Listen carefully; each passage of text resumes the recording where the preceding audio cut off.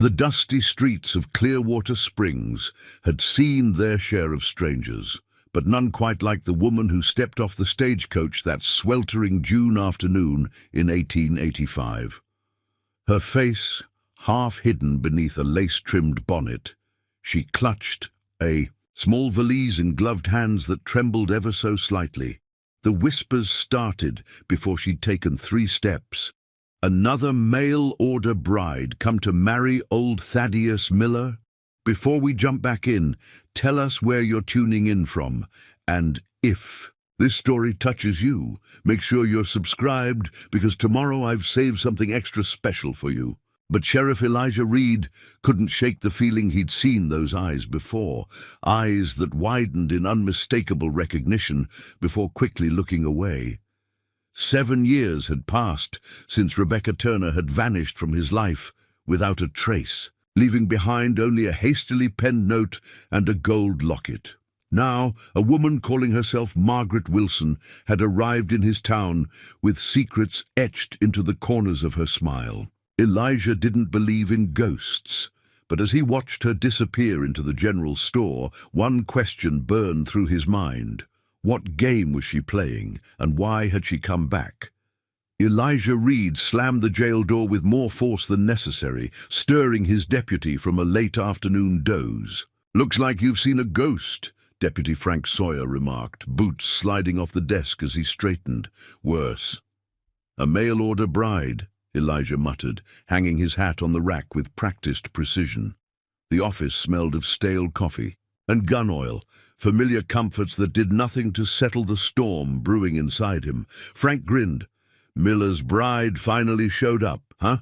Town's been talking about nothing else for weeks. What's she like?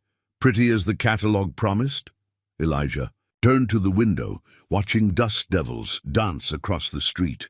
"She's hiding something. Ain't they all? No woman agrees to marry a stranger in a nowhere town unless she's running from something." Running. The word scraped against old wounds. Rebecca had been running too, all those years ago. The memory of finding her room empty at the boarding house still cut sharp, the note on the pillow saying only she couldn't go through with their plans, that she was sorry, that he shouldn't look for her. "I want you to find out everything you can about Margaret Wilson, where she's from, why she chose Miller, everything." Frank's chair creaked as he leaned forward. "Since when do we investigate perfectly legal marriages? Miller's been on the straight and narrow since that cattle-rustling business in '78. Since now." Elijah turned, fixing his deputy with a stare that brooked no argument. "And keep it quiet." The town of Clearwater Springs had grown since Elijah first pinned on the sheriff's badge 5 years ago. What had once been little more than a trading post now boasted a proper main street with a bank, hotel, and 3 saloons. Progress, Mayor Thompson called it. For Elijah, it just meant more trouble to manage. The afternoon stretched long as he worked through a stack of wanted posters, his mind continually drifting to the woman from the stagecoach. Those eyes, hazel with flecks of amber, had haunted his dreams for too many years. But Rebecca Turner was gone, and he'd made his peace with that, mostly. The clock struck 5 when the door swung open, bringing with it a gust of summer heat and Thaddeus Miller's substantial frame. "Sheriff Reed," Miller nodded, removing his Ebola hat.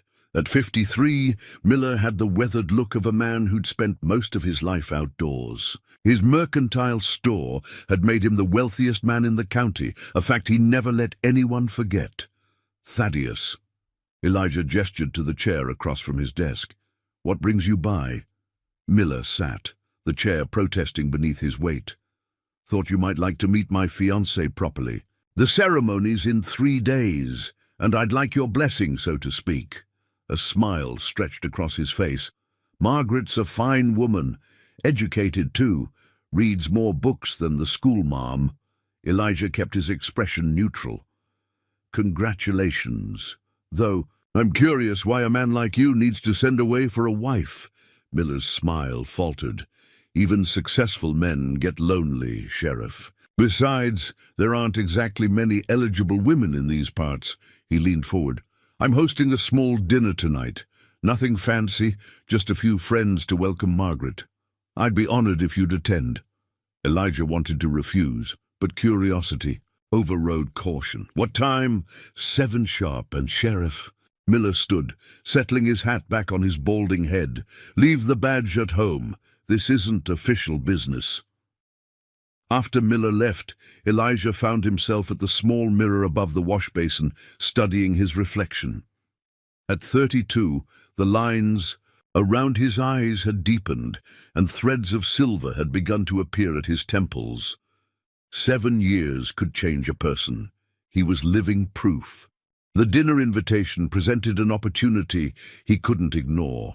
If Margaret Wilson was truly Rebecca Turner, he needed to know why she'd returned, and why she was pretending not to know him.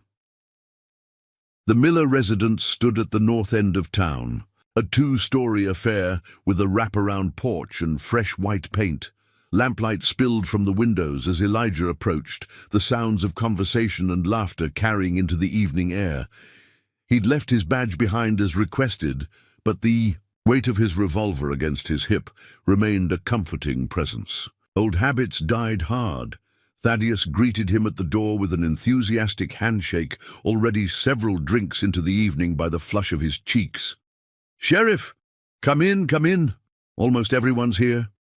He ushered Elijah inside, where the parlor buzzed with the town's most prominent citizens, Mayor Thompson and his wife, Dr. Ellis, the banker Harrison Phillips and his daughter Emily, and a few others Elijah recognized. And then he saw her. Margaret Wilson stood by the fireplace, engaged in conversation with Emily Phillips. Her dark hair was pinned elegantly atop her head, revealing the graceful curve of her neck. The blue dress she wore complemented her figure in a way that drew appreciative glances from the men in the room. As if sensing his gaze, she turned, and their eyes met across the crowded parlor. For a brief moment, something flickered in her expression, fear, perhaps, or warning, before she excused herself from Emily and made her way toward him. "Sheriff Reed," she said, her voice carrying the slightest hint of a southern accent, an accent Rebecca had never possessed. "Thaddeus has told me so much about you. It's a pleasure to finally meet the man who keeps our little town safe." She extended her hand. Elijah took it, feeling the warmth of her skin against his palm. "Miss Wilson, welcome to Clearwater Springs. I trust your journey wasn't too arduous." "It had its challenges," she replied with a smile that didn't quite reach her eyes. "But I find that most worthwhile things do." Miller appeared at her side, placing a proprietary hand at the small of her back. "Margaret was just telling us about St. Louis. Apparently, the city's growing faster than anyone can keep track of." "St. Louis?" Elijah raised an eyebrow. "Is that where you're from, Miss Wilson?" A shadow crossed her face, there and gone in an instant. "Most recently, yes, though I've lived in many places." "Margaret's father was in the army," Miller explained. "Moved around quite a bit." Dinner was announced before Elijah could probe further, and he found himself seated across from Margaret at the long oak table. Between the roast beef and mashed potatoes, he observed her, the way she held her fork, the slight tilt of her head when she was listening, the careful way she answered questions about her past. Rebecca had been left-handed. He noticed Margaret cut her meat with her right hand. "And what brought you to answer Mr. Miller's advertisement, Miss Wilson?" Mayor Thompson's wife asked, curiosity barely disguised as polite interest. Margaret dabbed her lips with a napkin. "After my father passed last winter, I found myself at something of a crossroads. The opportunity to begin anew in a place like Clearwater Springs seemed providential." "She's being modest," Miller interjected. Margaret was the most impressive. Respondent by far, educated at Miss Porter's school in Connecticut, speaks French, plays the piano beautifully.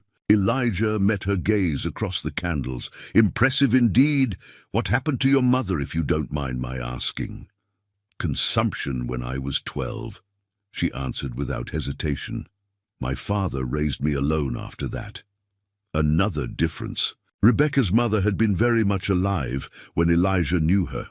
The evening progressed with forced pleasantries until finally guests began to make their departures. Elijah lingered, waiting for an opportunity to speak with Margaret alone. It came when Miller excused himself to fetch more brandy for the remaining men. "You seem troubled, Sheriff," Margaret said quietly, appearing beside him on the porch where he'd stepped out for air. "Is something about me causing you concern?" Elijah turned to face her. In the silver moonlight, she looked achingly familiar. "You remind me of someone I used to know. I have one of those faces, I suppose." Her laugh was brittle, though I can assure you we've never met before, haven't we, Rebecca? Preparing and narrating this story took us a lot of time, so if you are enjoying it, subscribe to our channel. It means a lot to us. Now back to the story. The name hung between them like a physical thing. Margaret's composure slipped for just a moment, enough to confirm his suspicions, before her features settled back into careful neutrality. "I'm afraid you're mistaken, Sheriff. My name is Margaret Wilson." "What game are you playing?" he pressed, keeping his voice low. "Does Miller know who you really are?" Her eyes flashed with something like anger. "Mr. Miller knows exactly who I am, his future wife. Whatever you think you know about me, you're wrong." She glanced over her shoulder toward the house. "And I'd appreciate it if you'd keep your mistaken assumptions to yourself." Before he could respond, Miller's heavy footsteps approached, and Margaret stepped away, her expression transforming into one of demure pleasure. "There you are," Miller said, placing a possessive arm around her waist. "Entertaining our sheriff? I see. Just getting some fresh air," she replied. "It's a lovely night." Elijah tipped his hat. "I should be going. Thank you for the dinner, Miller. Miss Wilson." He held her gaze a moment longer than necessary. "I'm sure we'll be seeing more of each other."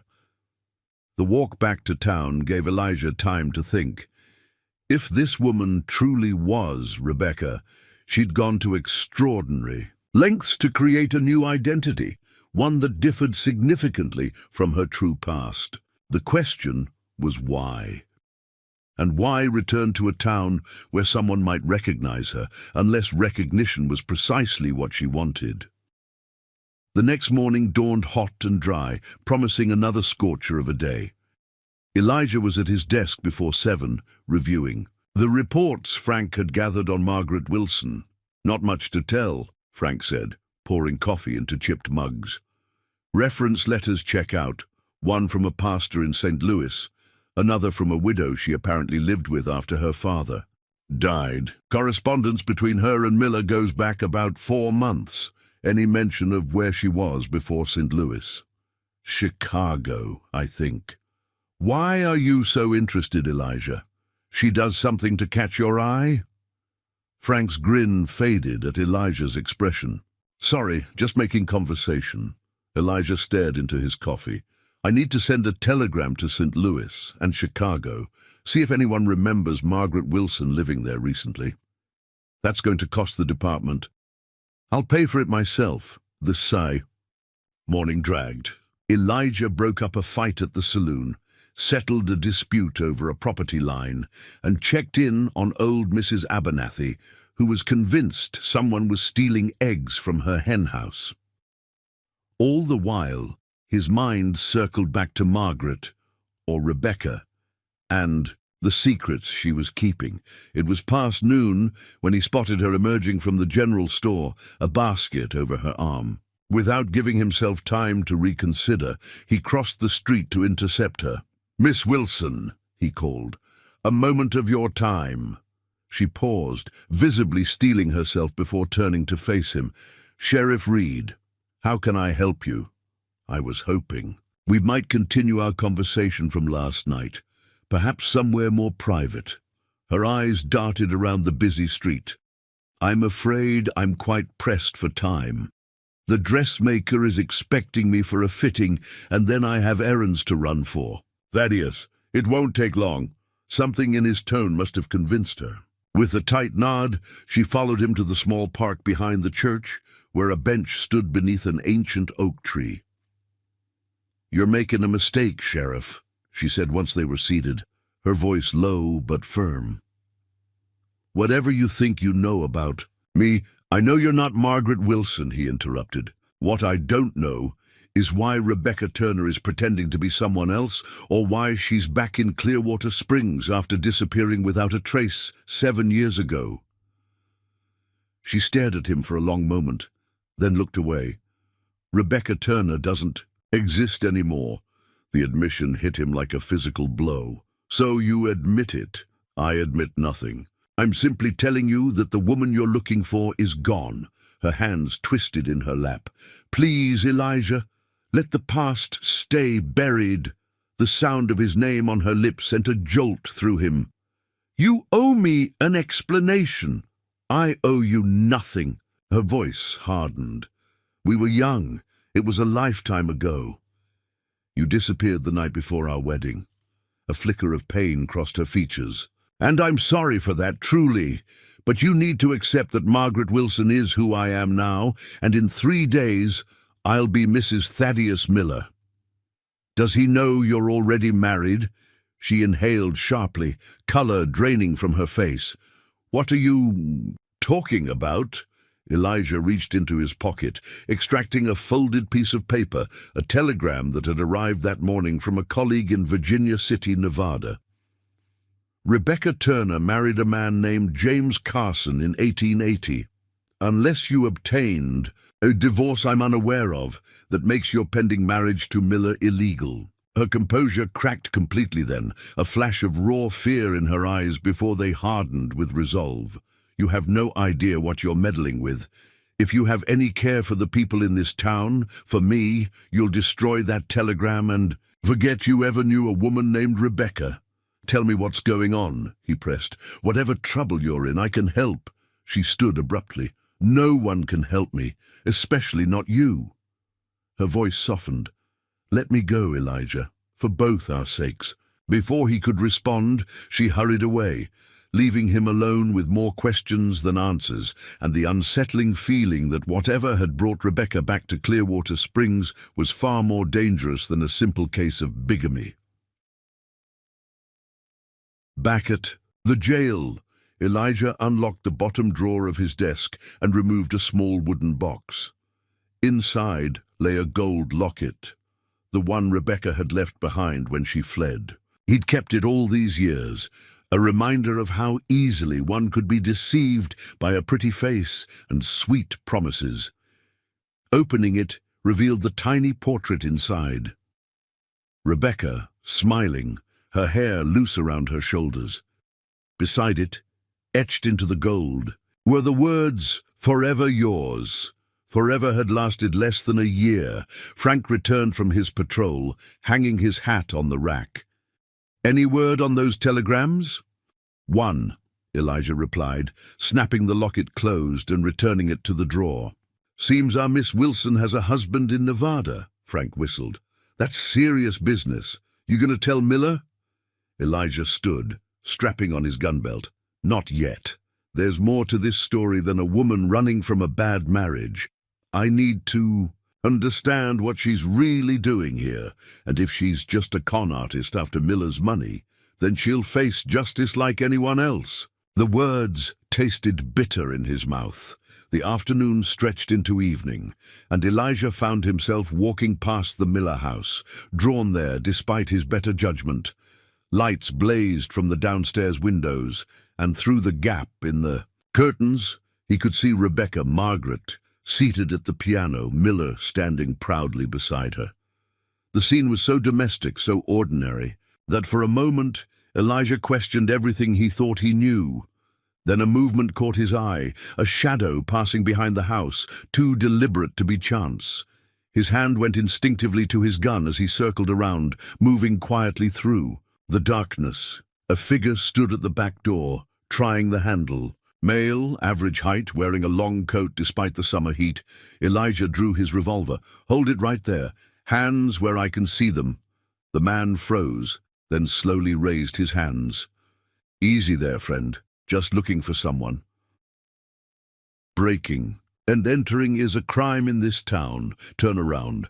Slowly. The man complied, revealing a face Elijah didn't recognize, middle-aged, with a neatly trimmed beard and cold eyes that assessed him with unnerving calculation. "Sheriff Reed, I presume." The stranger smiled without warmth. "Your reputation precedes you." "Wish I could say the same. Who are you, and what business do you have at Miller's house?" "The name's Carson, James Carson." The man's smile widened at Elijah's reaction. "I see you've heard of me. I'm looking for my wife." Carson. Elijah's grip tightened on his revolver. "Funny coincidence. I just learned about you today." The man's eyes narrowed slightly. "Is that so? Then you know I've come a long way to find what's mine.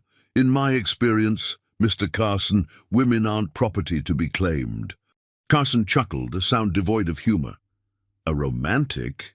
How quaint." His gaze shifted to the house behind Elijah. "Is she in there, playing house with the local merchant?" Rebecca always did have expensive tastes. The casual way he said her name sent a chill down Elijah's spine. "Why don't we continue this conversation at my office?" "I don't think so, Sheriff." Carson's hand inched toward his coat. "My business is with my wife, not the law.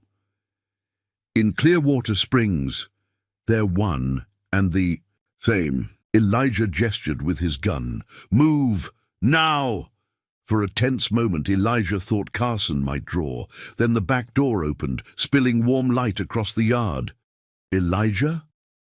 Rebecca stood in the doorway, her silhouette framed by the golden glow from inside. "What's going on out?" Her words died as she spotted Carson, her face draining of color. "James." "Hello, darling." Carson's tone dripped with false affection. "Surprised to see me?" She stepped into the yard, her movements stiff with tension. "How did you find me? Did you really think you could disappear again?" Carson's smile was predatory.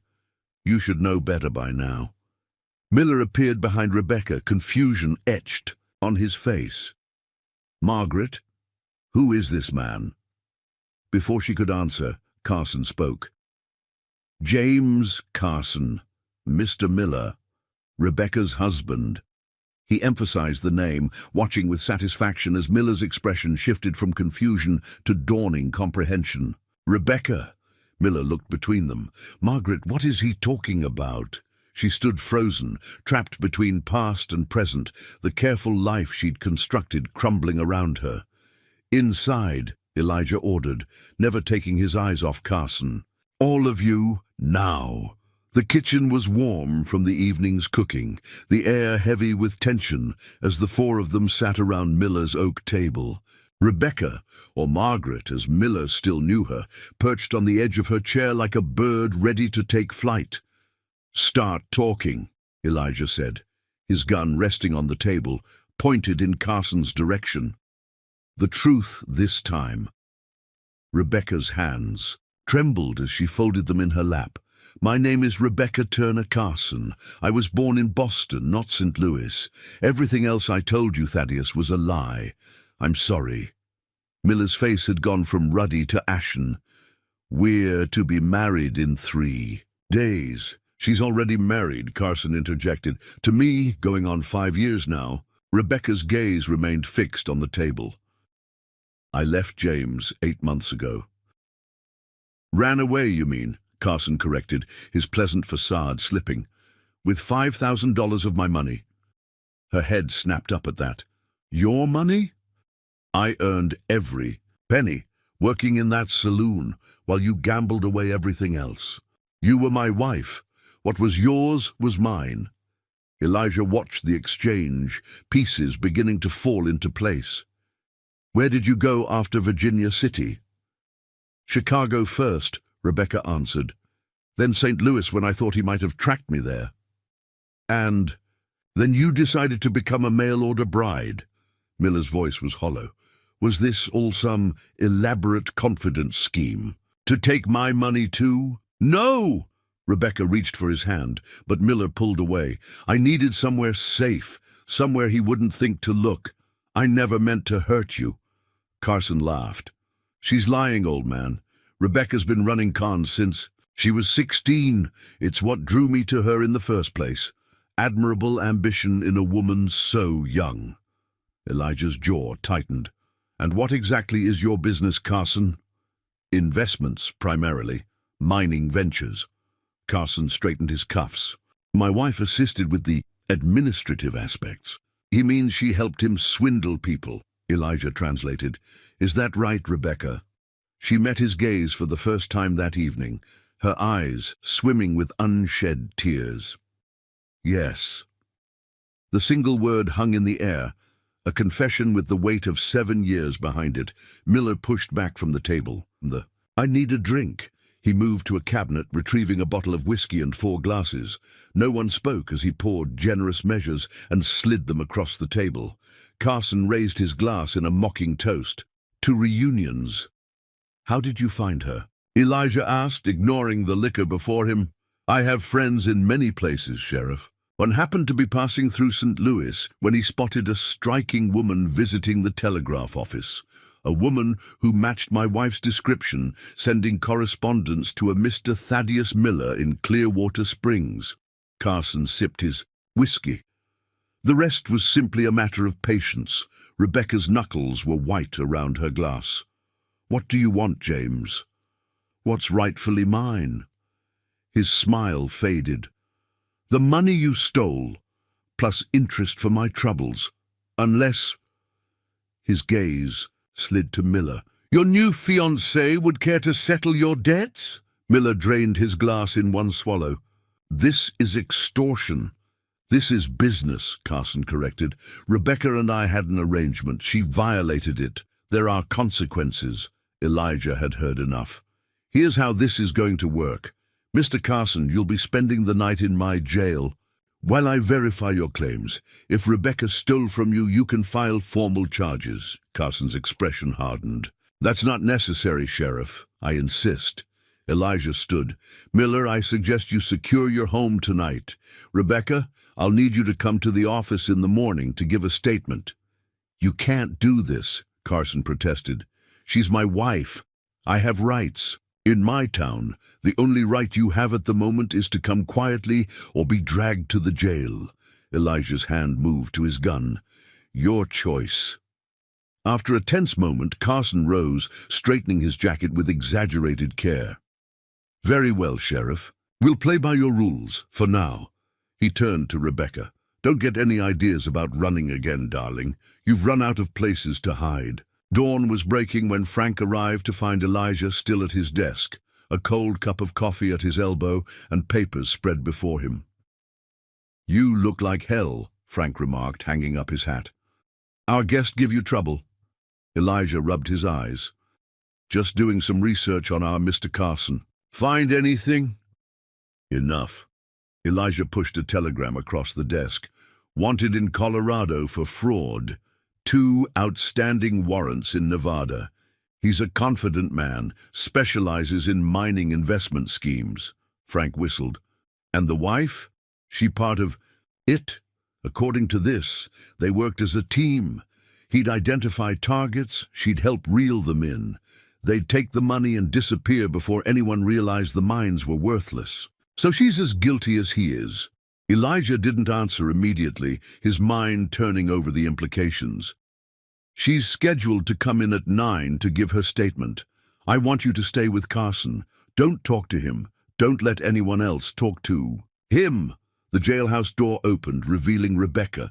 She'd exchanged yesterday's finery for a simple brown dress, her hair pulled back in a practical bun. Without the trappings of Margaret Wilson, she looked more like the Rebecca he remembered. "You're early," Elijah noted, rising from his desk. "I couldn't sleep." Her gaze darted to the cells in the back. "Is he here?" "Yes." "Come with me." Elijah led her to a small room used for depositions, closing the door behind them. "Sit down, Rebecca." She obeyed, folding her hands in her lap. "How much trouble am I in?" "That depends on how honest you are with me now." He leaned against the wall, arms crossed. "I know about the cons you and Carson ran. I know about the warrants. Out for his arrest. She played but didn't look away. Are there warrants for me too? Not by name. You're described as his female accomplice. Relief flickered across her features. What do you want to know?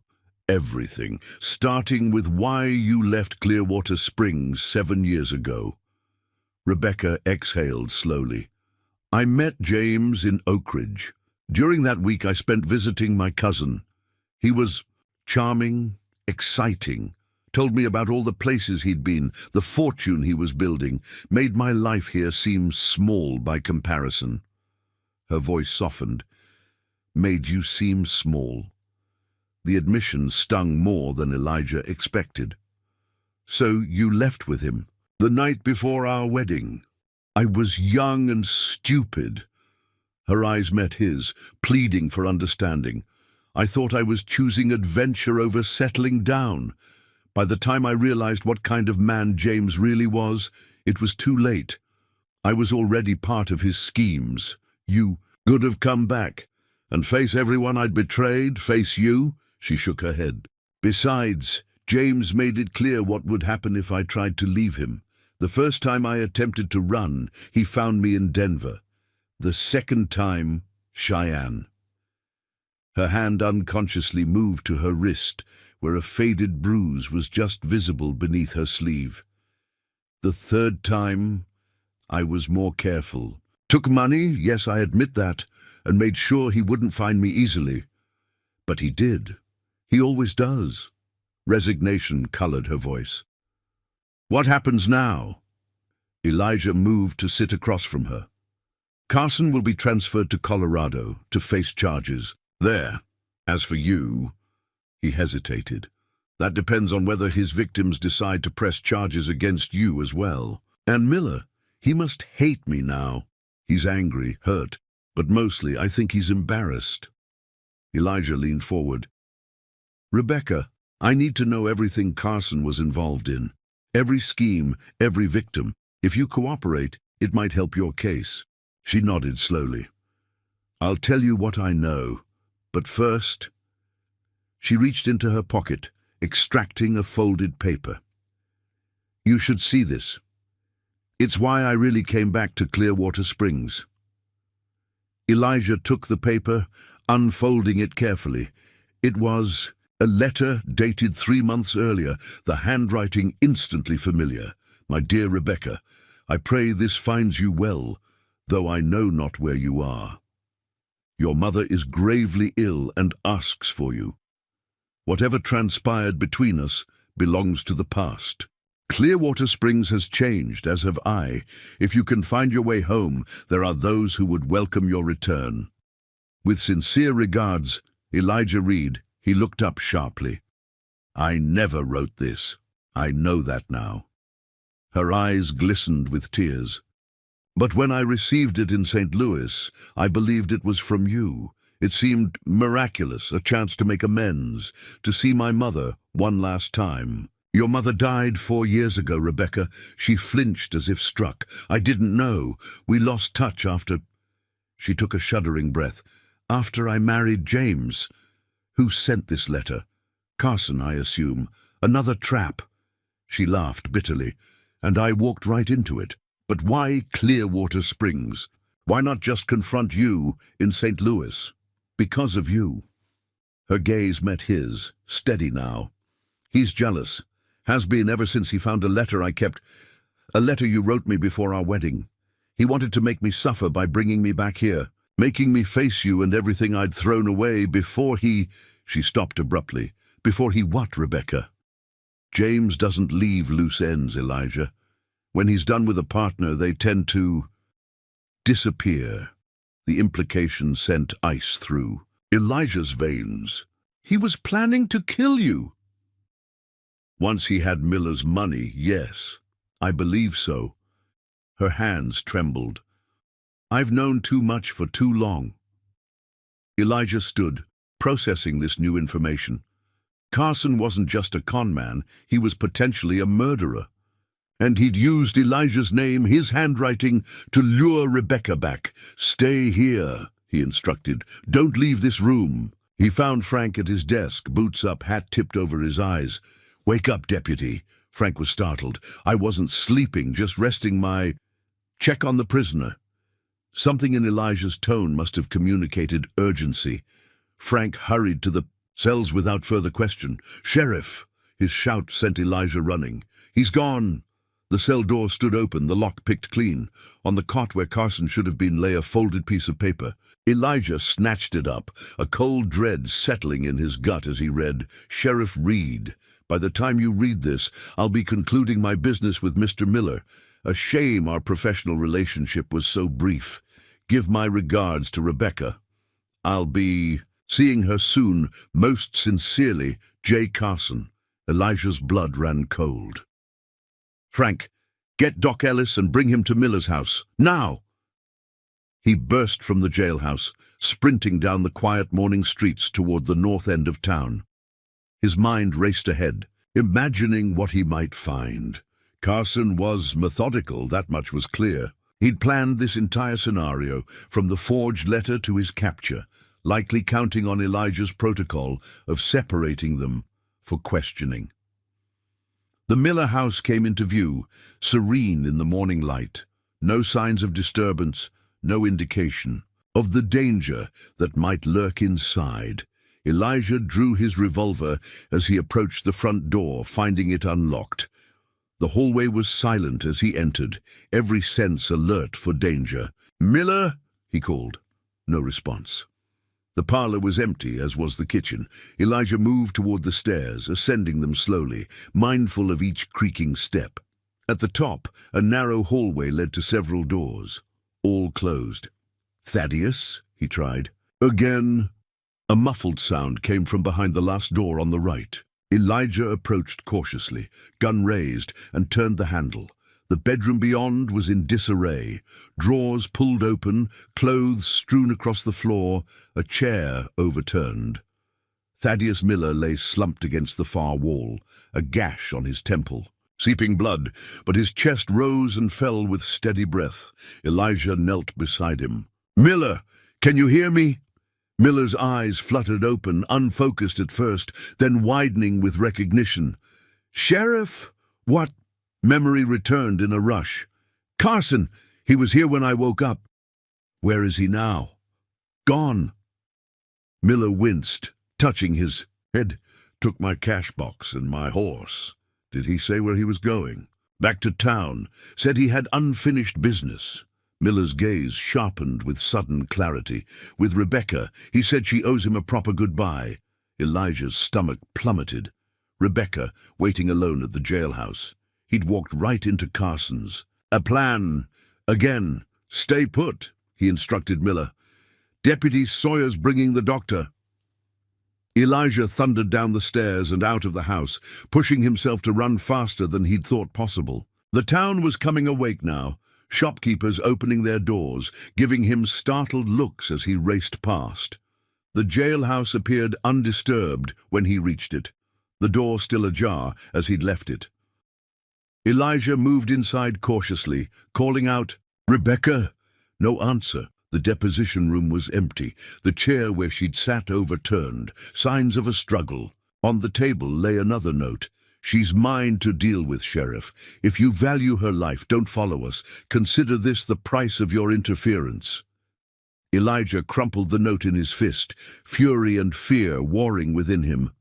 Carson had Rebecca, and a significant head start. But where would he take her? Frank burst through the door, panting. "Doc's with Miller. What happened?" Carson took Rebecca. Elijah forced himself to think clearly. "Did you see anyone on your way back from Miller's? Any sign of them?" "No, but I came through the alley." Frank hesitated. If he's leaving town, there's really only one road out at this hour. The others are busy with the cattle drive. The old mining trail. Elijah grabbed his rifle from the rack. "Get fresh horses. We're going after them." "Shouldn't we organize a posse?" "No time." Elijah checked his ammunition. "And Carson's dangerous.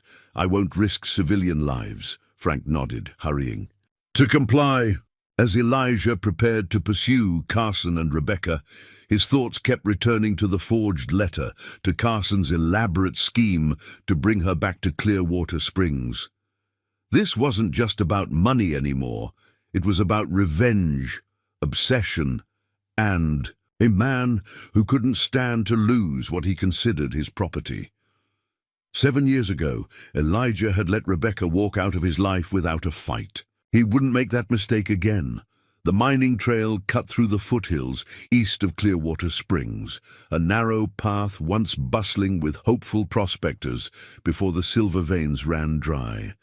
Now it served mainly as a shortcut for those seeking to avoid the main roads, people with reasons to stay unseen. Elijah and Frank rode hard, the morning sun climbing higher as dust billowed behind their horses. The trail showed clear signs of recent passage, hoofprints of 2 horses, one carrying a heavier load than the other. "They can't be more than an hour ahead," Frank called, pointing to fresh droppings beside the path. Elijah nodded grimly. An hour could mean the difference between life and death. Carson's note had made his intentions clear.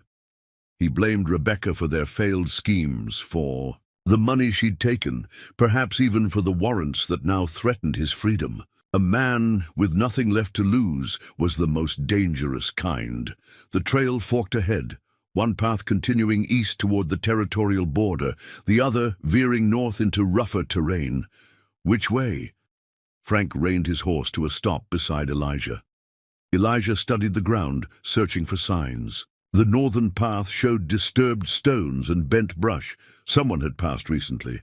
But the eastern trail bore a more telling clue, a small scrap of brown fabric snagged on a thorn bush. East, Elijah decided, plucking the fabric. The same color as Rebecca's dress. She's leaving us a trail. They pressed on, Elijah's mind racing ahead to what might await them.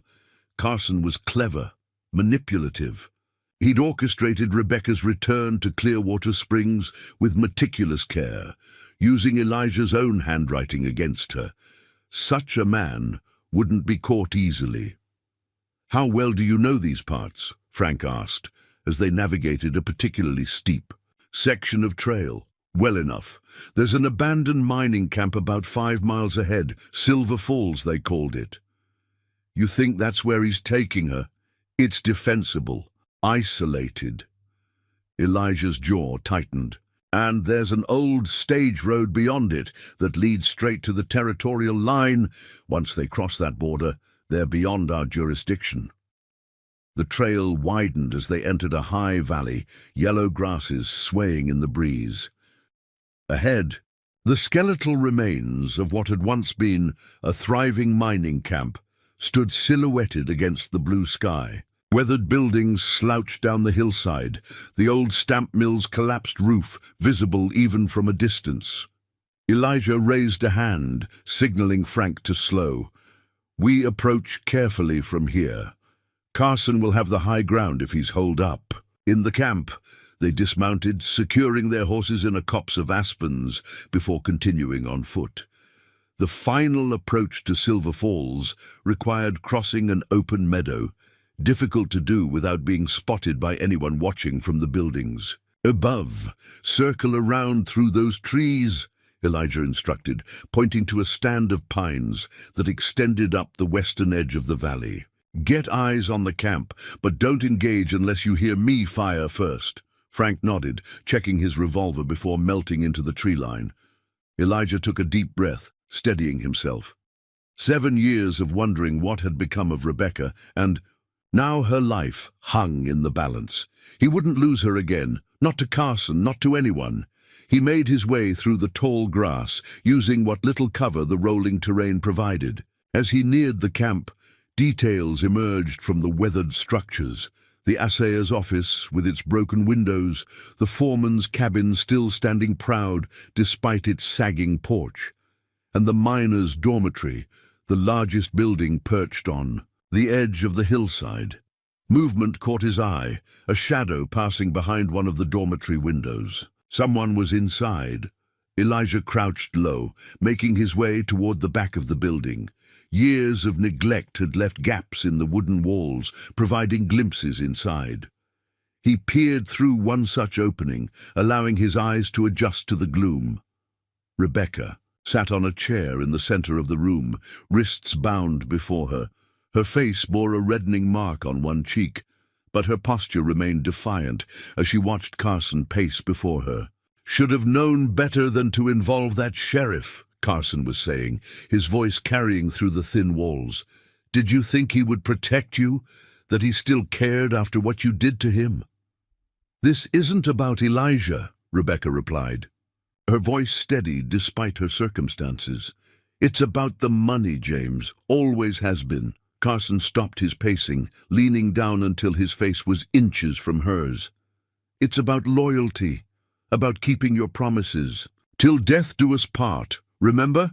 The threat hung in the air, unmistakable. "The money's gone," Rebecca said. "I spent most of it getting away from you. Whatever's left is hidden where you'll never find it." Carson straightened, a cold smile spreading across his face. "Then I suppose you're no longer useful to me, are you?" He drew a pistol from his jacket, checking its chamber with deliberate care. "Any final confessions, my dear? Last words for your beloved sheriff when he eventually finds what's left of you?" Rebecca lifted her chin. "You're pathetic, James. A small man hiding behind threats and schemes because he lacks the courage to face the world honestly." Carson's expression darkened. "Still proud, even now. That's what I loved about you, Rebecca, and what I'll enjoy breaking before the end." Elijah had heard enough. He moved swiftly to the dormitory's back door, testing the handle. Locked. Without hesitation, he slammed his shoulder against the weathered wood. The frame splintered, sending the door crashing inward. "Drop the gun, Carson." Elijah's revolver was aimed squarely at the man's chest. Carson pivoted, keeping his own weapon trained on Rebecca. "Sheriff Reed, right on schedule. I was beginning to think you'd lost our trail." "It's over. Put the gun down." "I don't think so." Carson took a step back, positioning himself behind Rebecca. "Here's how this works. You're going to lower your weapon and let us walk out of here. Otherwise, the lovely Mrs. Carson takes a bullet before I deal with you." Rebecca's eyes locked. With Elijah's, a silent message passing between them. "Don't do it. Don't give in." "That's not happening," Elijah replied, his aim unwavering. "You shoot her, you won't leave this room alive." "A standoff, then." Carson smiled, pressing his gun to Rebecca's temple. "How poetic. The lawman and the outlaw, fighting over the woman who betrayed you both."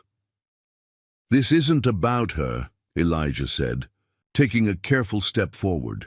"It's about you, Carson. Fraud in Colorado, extortion in Nevada, and now kidnapping and assault in my jurisdiction. Your luck's run out." Something shifted in Carson's eyes, a flicker of doubt. "You're bluffing." "The telegrams arrived this morning. Authorities in 3 territories are very interested in speaking with you, dead or alive." Rebecca moved then, a slight adjustment in her posture, as if preparing herself. Elijah caught the movement, continuing to hold Carson's attention. "You have one chance to walk out of here in handcuffs. That's my only offer." "And spend the rest of my life in prison," Carson laughed.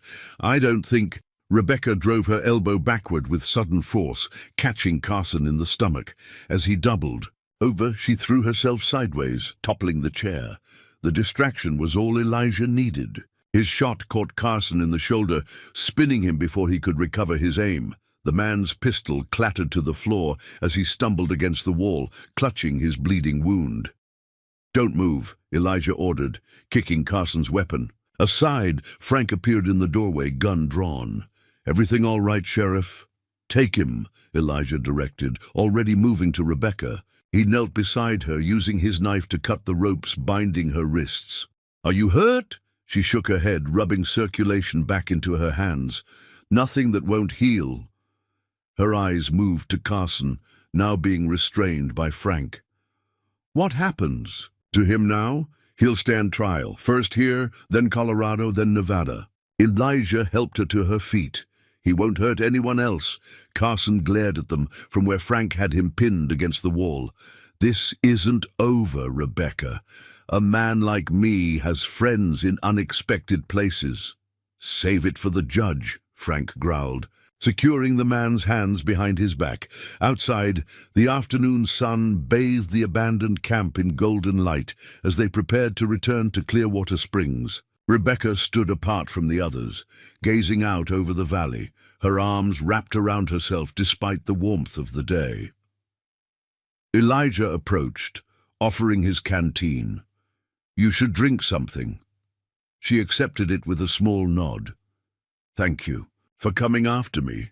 Did you think I wouldn't, after everything I've done?" She took a sip of water. "I wouldn't have blamed you for letting him take me.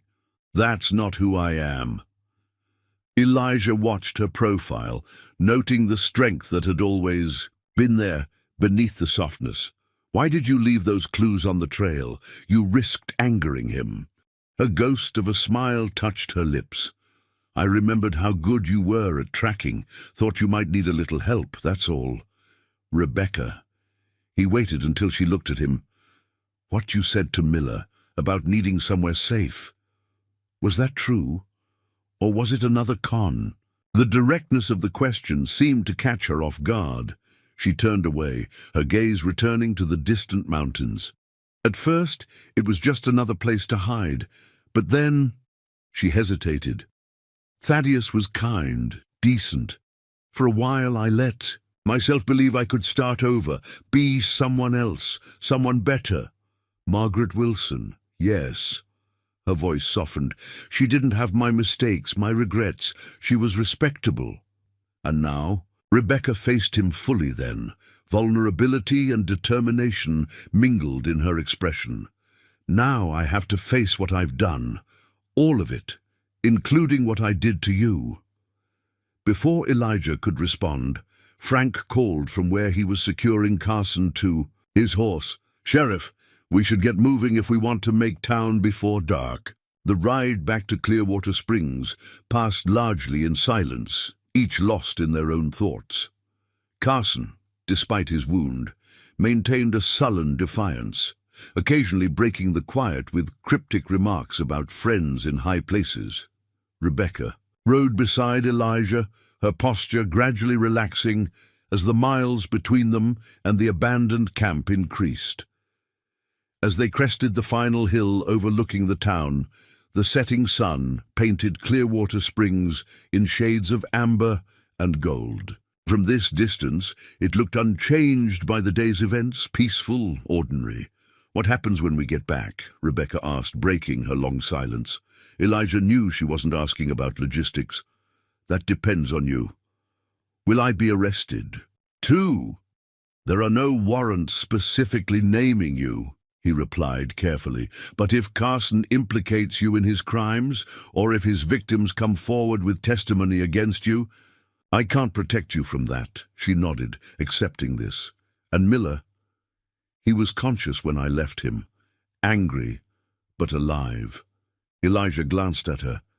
"You'll need to face him eventually." "I know. I owe him that much." She adjusted her grip on the reins. "I've spent 7 years running, Elijah. I'm tired of it." As they rode into town, curious onlookers gathered on the boardwalks, drawn by the unusual procession. Carson, bloodied and bound, drew the most attention, but many eyes turned to Rebecca as well, the mysterious bride whose identity had been the subject of speculation since her arrival. At the jailhouse, Frank took charge of Carson, leading him inside while Elijah helped Rebecca dismount. "You should see Doc Ellis," he said, noting her wincing as she moved. "Those bruises need tending." Later, her eyes met his. "There's something I need to do first." Understanding passed between them. Elijah nodded. "I'll come with you." Miller's house was quiet when they arrived, a single lamp burning in the parlor window. Rebecca hesitated at the gate, uncertainty clouding her features for the first time. "Since their return, he may not want to see me." "He deserves the truth," Elijah replied gently. "The whole truth this time." She squared her shoulders, a gesture so familiar it made his heart ache, and walked to the door.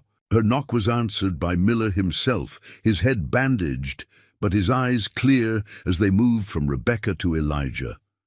"I wasn't sure you'd come back," Miller said, his voice carefully neutral. "May we come in?" Rebecca asked. He stepped aside without a word, leading them to the parlor where they had sat just 2 nights before in what now seemed like another lifetime. The piano stood silent in the corner, sheet music still open to the piece Rebecca had been playing when Elijah had glimpsed them through the window. Miller took a seat in his armchair, gesturing for them to sit as well. "Carson?" "In custody," Elijah replied. "He'll be transferred to Colorado to stand trial once his wound heals enough for travel." Miller nodded, then turned his attention to Rebecca. "Margaret, or should I say Rebecca? I'm not even sure who I've been speaking to these past months." "Both," she admitted quietly. "Margaret was who I wanted to be. Rebecca is who I am. A confidence woman. A thief." She didn't flinch from the accusation. "Yes, for 5 years. That's what I was. What James made me into, though that doesn't excuse my choices." "And before that?" Miller's gaze sharpened. "The sheriff mentioned you were to be married once, here in Clearwater Springs." Rebecca glanced at Elijah before answering. "Yes, to him." "I see." Miller's expression softened slightly.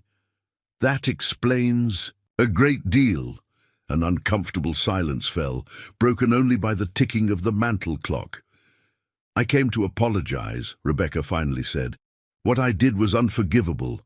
I used your loneliness, your kindness, to hide from my past. You deserved better." Miller studied her for a long moment. "Did you ever intend to go through with the wedding?" The directness of the question caught her off guard. I don't know. Part of me hoped I could become Margaret Wilson completely, that Rebecca and her mistakes could be forgotten. But Carson found you. He always does." Her hands twisted in her lap. "I'm sorry, Thaddeus, for the deception, for putting you in danger, for all of it." Miller rose, moving to the window where he stood with his back to them, silhouette outlined against the gathering darkness outside. "You know what the strangest part is? Despite everything, I find I don't regret our time together. You brought life back into this house, whether your intentions were pure or not." Rebecca's eyes glistened with unshed tears. "You're a good man, Thaddeus. You deserved an honest bride." "Perhaps." He turned back to face them. "What will you do now?" "Before she could answer, a knock at the door interrupted them. Elijah rose to answer it, finding Deputy Sawyer on the porch, his expression grave. "Sheriff, you're needed at the jail. Urgently." "What's happened?" Frank lowered his voice. "Telegram from the marshal in Denver. You need to see it." "I'll be right." "There." Elijah turned back to Rebecca and Miller. "I have to go. Will you be all right here?" Rebecca nodded. "We have more to discuss." Elijah followed Frank back to the jailhouse, a sense of foreboding growing with each step. The young telegraph operator waited inside, a yellow slip clutched in his hand. "This came for you, Sheriff. Marked urgent." Elijah unfolded the telegram, scanning its contents quickly. His blood ran cold.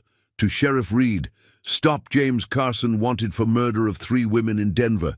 Stop all former associates. Stop approach with extreme caution. Stop send confirmation of custody. Immediately stop Frank. Check on the prisoner." The deputy hurried to the cells, returning moments later with alarm written across his features. "He's gone." "What? How?" "Lock's been picked again. Clean job." Frank pointed to the open window. "Must have had a tool hidden on him that we missed." Elijah slammed his fist against the desk. "When?" "Can't have been more than 20 minutes ago. The night guard stepped out to get coffee from the hotel. 20 minutes. Carson could be anywhere. By now, and if he'd escaped once, he would undoubtedly head straight for Rebecca." Elijah was already moving toward the door. "He'll go after her again. Frank, get men searching the town. I'm going back to Miller's." The night had fallen completely now, the streets of Clearwater Springs illuminated only by scattered lamplight from windows and the occasional glow of a street lantern. Elijah ran, his hand on his holster, praying he wasn't too late. Miller's house loomed ahead, dark and silent, too silent. The lamp in the parlor window had been extinguished. Elijah drew his gun, approaching cautiously. The front door stood ajar, a sliver of darkness beyond. He pushed it open slowly, listening for any sound within. Miller, Rebecca. No answer. He moved inside, every sense alert. The parlor was empty, the furniture casting long shadows in the moonlight streaming through the windows. Nothing seemed disturbed until a soft groan from the dining room had him pivoting, gun raised. Miller lay on the floor, blood seeping from a wound to his head. "Thaddeus!" Elijah knelt beside him. "What happened? Where's Rebecca?" Miller's eyes fluttered open, unfocused with pain. "Carson came through the back. Took her." He coughed, struggling to continue. "Said something about finishing what he started. The old bridge." The old bridge. Elijah knew it immediately. A wooden structure spanning the deep gorge. North of town, built by the first settlers and largely abandoned once the new iron bridge was constructed downstream. "Stay here," he instructed Miller. "Help is coming." Outside, Elijah whistled sharply for his horse, which had been tethered nearby. As he swung into the saddle, Frank appeared, running toward him. "They're not in town," the deputy reported. "The old bridge," Elijah called, already turning his horse. "Get Doc Ellis to Miller's house. He's hurt." The road to the old bridge wound, through a dense stand of pines, before opening onto the cliff edge, where the wooden structure spanned the chasm below. In daylight, the view was breathtaking. By night, with only moonlight to guide him, it was treacherous. Elijah slowed as he approached, dismounting to continue on foot. The bridge creaked and swayed with the night wind, its wooden planks weathered by years of neglect, and in its center 2 figures stood silhouetted against the star-filled sky, Carson, one arm around Rebecca's throat, the other holding a gun. To her head. "That's far enough, Sheriff," Carson called, his voice carrying over the wind. "One more step and she goes over the edge." Elijah halted at the bridge's entrance, his own weapon drawn but useless with Rebecca in the line of fire. "It's over, Carson.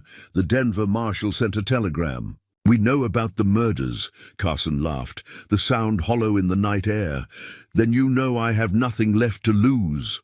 Rebecca stood utterly still in his grasp, her eyes finding Elijah's across the distance. There was no fear in them, only determination and something else, something that spoke of the bond they once shared and perhaps still did. "Let her go," Elijah called. "This is between you and me now." "Oh, I don't think so." Carson tightened his grip. "Rebecca and I have unfinished business, don't we, darling? She betrayed me just like she betrayed you. Women like her don't deserve second chances. You're wrong." Elijah took a careful step onto the bridge, which groaned beneath his weight. "Everyone deserves a chance to make things right." As he spoke, his eyes never left Rebecca's. A silent understanding passed between them, a plan forming without words. "Stay back," Carson warned, edging closer to the railing. "I'll do it. I'll take her with me." "No," Elijah said calmly, taking another step. "You won't, because deep down, you're a coward, Carson. Always have been, hiding behind schemes and lies because you can't face the truth about yourself." Fury contorted Carson's features. "You know nothing about me. I know you prey on women. I know you murder them when they're no longer useful to you."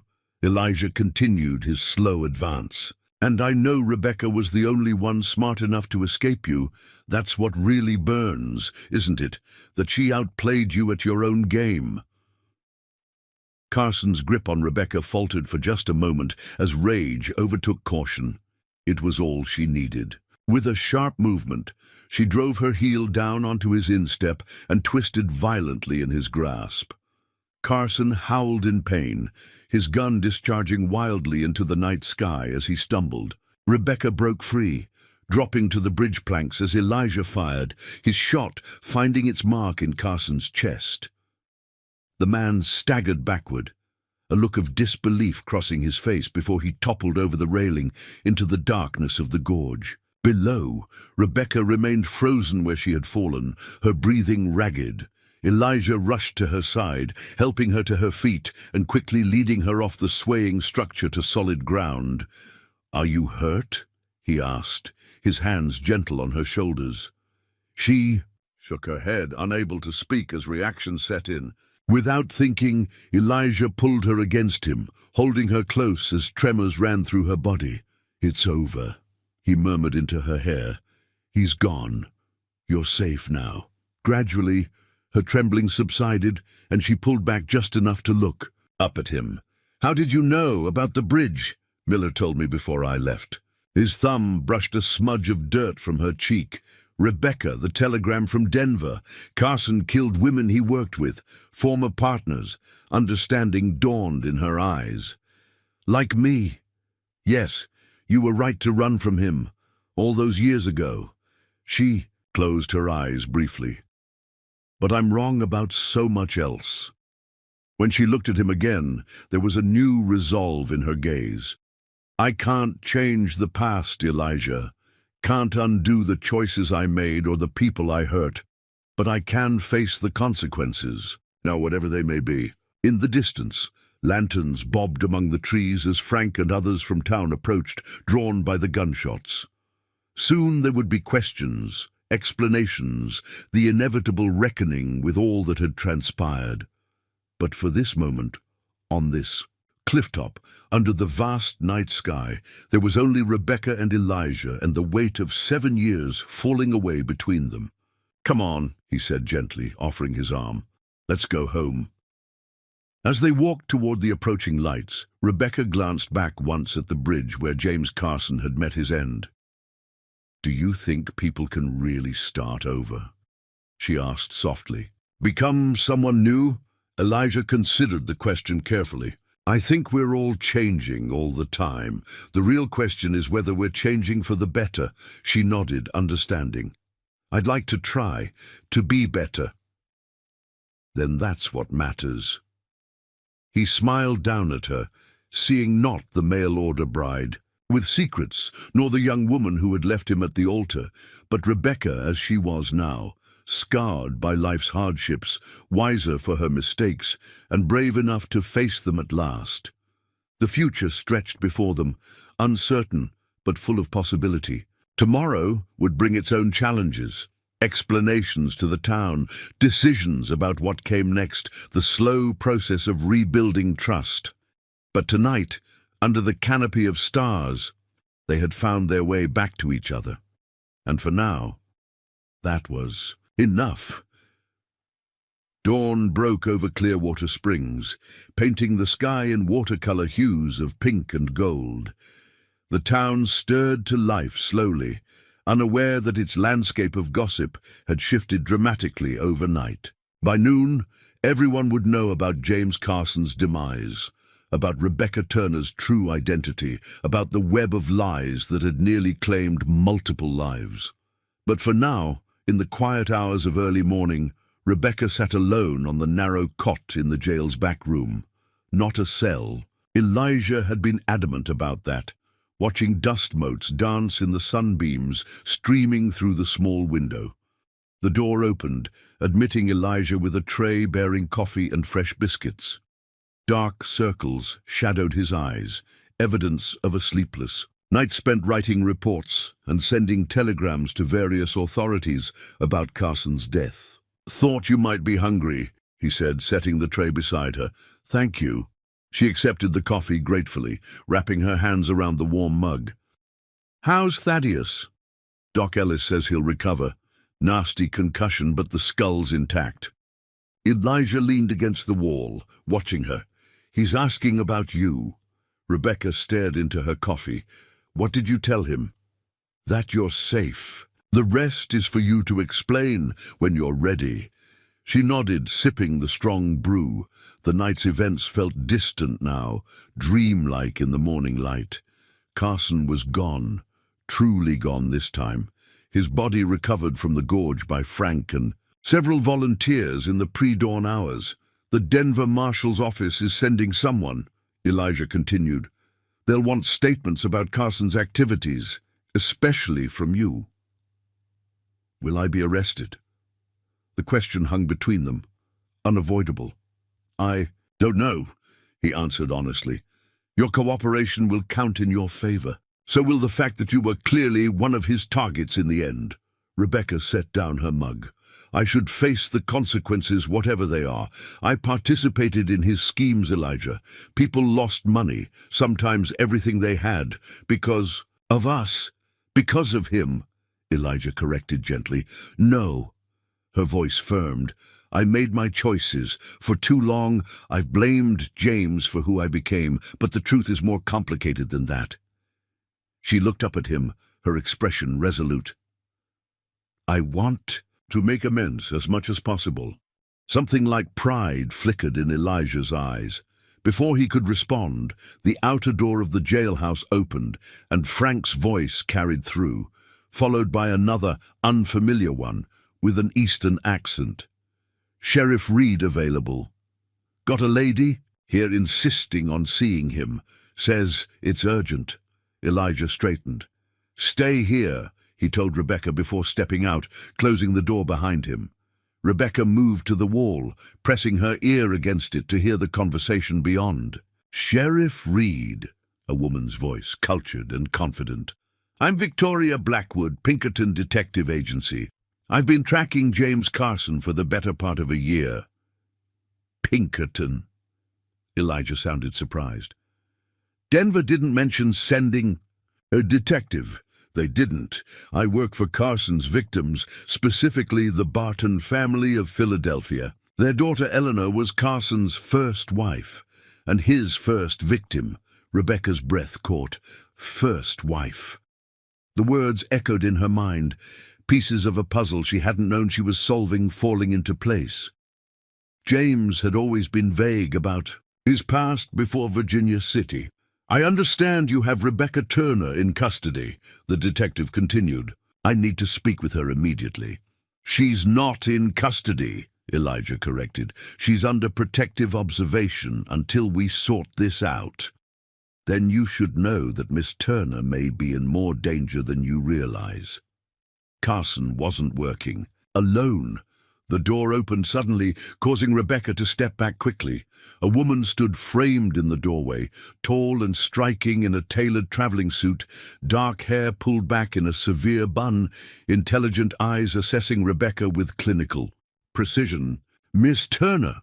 Victoria Blackwood nodded in greeting. Or should I say, Mrs. Carson, we have much to discuss. The sheriff's office felt crowded with the four of them. Elijah behind his desk, Frank standing by the door, Rebecca seated in a straight-backed chair, and Victoria Blackwood pacing the small space as she outlined the case she'd been building. James Carson, born David Mercer in Boston, 1848. Son of a respected banker who disowned him after a series of embarrassing incidents involving embezzlement and seduction of clients' daughters. Victoria placed a photograph on the desk. A younger Carson in formal attire, standing beside a pale blonde woman. He married Eleanor Barton in 1875, a match her wealthy family opposed but eventually accepted. 6 months later, Eleanor was found, dead in their home, apparent suicide. But you don't believe that, Elijah surmised. Neither did her father. Victoria's voice hardened. Andrew Barton hired me to investigate after the authorities closed the case. By then, Mercer had disappeared, along with most of the Barton family's liquid assets, accessed through Eleanor's accounts. Rebecca stared at the photograph, at the young woman whose fate might easily have been her own. He never mentioned a previous marriage. I'm sure he didn't. Victoria fixed her with a steady gaze. Just as I'm sure Samantha Wilson in Chicago and Patricia Hughes in St. Louis never knew about you. More wives, Frank whistled low. More victims, Victoria corrected. Both found dead within months of marrying Carson. Both deaths ruled accidents or suicides. Both occurred after substantial sums vanished from family accounts. Rebecca felt ill. I had no idea. He told me he was avoiding creditors, former business partners. Not... She couldn't finish the sentence. Murder investigations, Victoria supplied. Bluntly, "You're the only wife who survived him, Miss Turner. The question is why?" The implication hung in the air, heavy with suspicion. "If you're suggesting Rebecca was complicit in these deaths," Elijah began, his tone dangerous. Victoria raised a hand. "I'm suggesting nothing yet, only gathering facts." She turned back to Rebecca. "When exactly did you meet Carson?" 7 years ago, in Oak Ridge." Rebecca forced herself to meet the detective's penetrating stare. "I was visiting my cousin Martha. He was staying at the same boarding house, claimed to be a mining investor from Nevada, and you left with him, abandoned your life here. Your..." Victoria glanced at Elijah. "Fiancé?" The shame Rebecca had carried for years burned fresh. "Yes." "Where did you go first?" "Denver." The memory surfaced with surprising clarity. "We stayed at the Brown Palace Hotel for nearly 2 weeks. James, David, said he had business to attend to before we continued to Virginia City." Victoria's expression sharpened. "The Brown Palace. When exactly?" "Late April, 1878. The detective pulled a small notebook from her jacket, flipping through pages.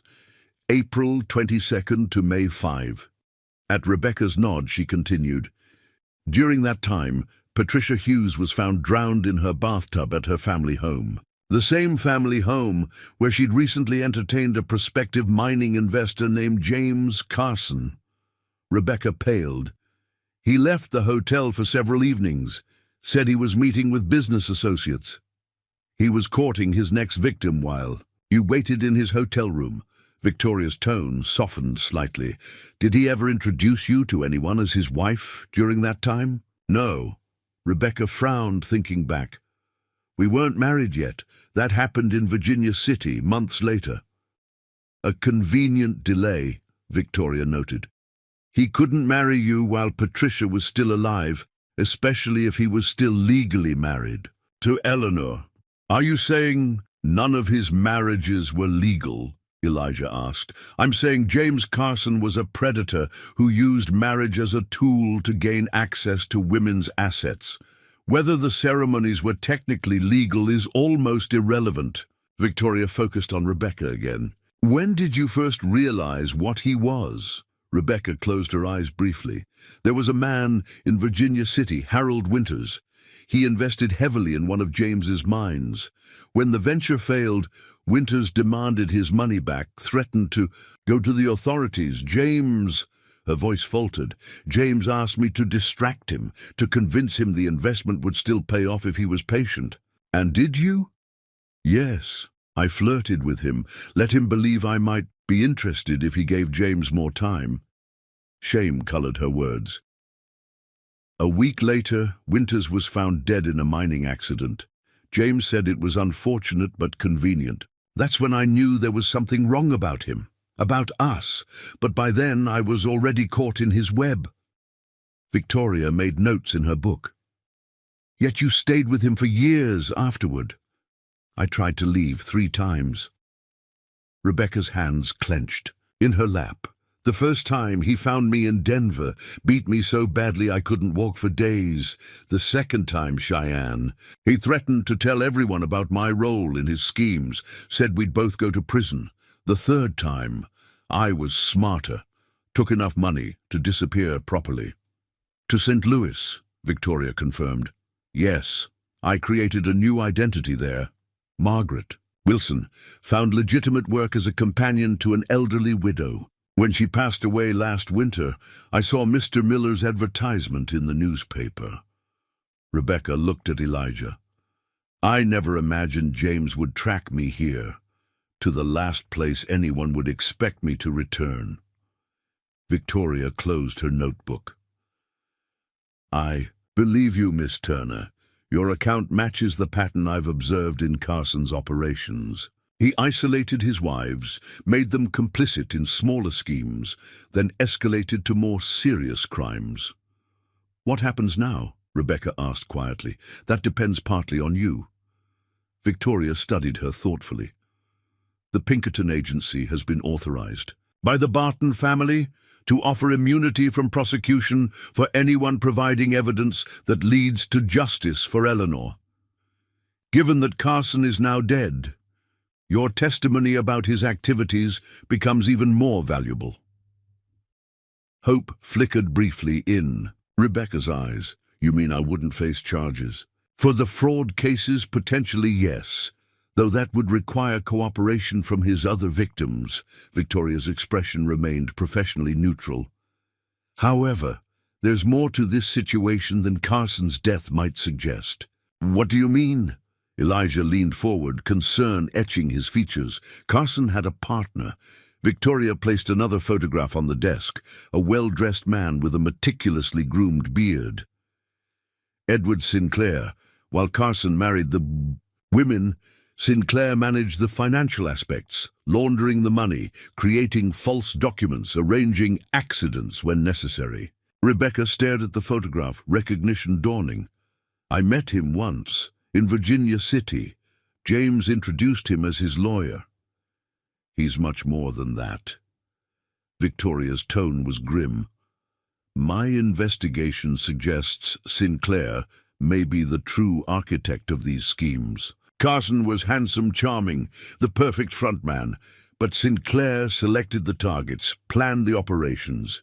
And you think he's still out there, Elijah concluded. I know he is. 3 weeks ago he was spotted in Denver, meeting with a known forger. Victoria looked meaningfully at Rebecca. Shortly before a letter, supposedly from Sheriff Reed, arrived in St. Louis. The implication sent a chill through the room. Sinclair sent the letter, Rebecca whispered, not James. Precisely. Which means Carson's death may not end the threat to you. Victoria turned to Elijah. Sheriff, I believe Miss Turner remains in danger as long as Sinclair is free. She's the only living witness who can connect him to multiple murders. Then we protect her, Elijah stated firmly. Keep her here under guard until this Sinclair is apprehended. Frank shifted uncomfortably by the door. Sheriff, the town council, won't like housing a... He glanced apologetically at Rebecca. A person of interest, indefinitely. She's a material witness now, Elijah countered. That changes things, Victoria interjected smoothly. Actually, I have a different proposal, one that might solve several problems at once. She addressed Rebecca directly. The Pinkerton Agency would like to offer you a position, Miss Turner. Rebecca blinked in surprise. A position. As a consultant on the Sinclair case, your knowledge of Carson's operations, combined with your unique experiences, make you particularly valuable. You want to use me as bait, Rebecca realized. I prefer to think of it as strategic deployment of resources. A hint of a smile touched Victoria's lips. But essentially, yes. Sinclair believes you possess information that could incriminate him. He sent Carson to retrieve it.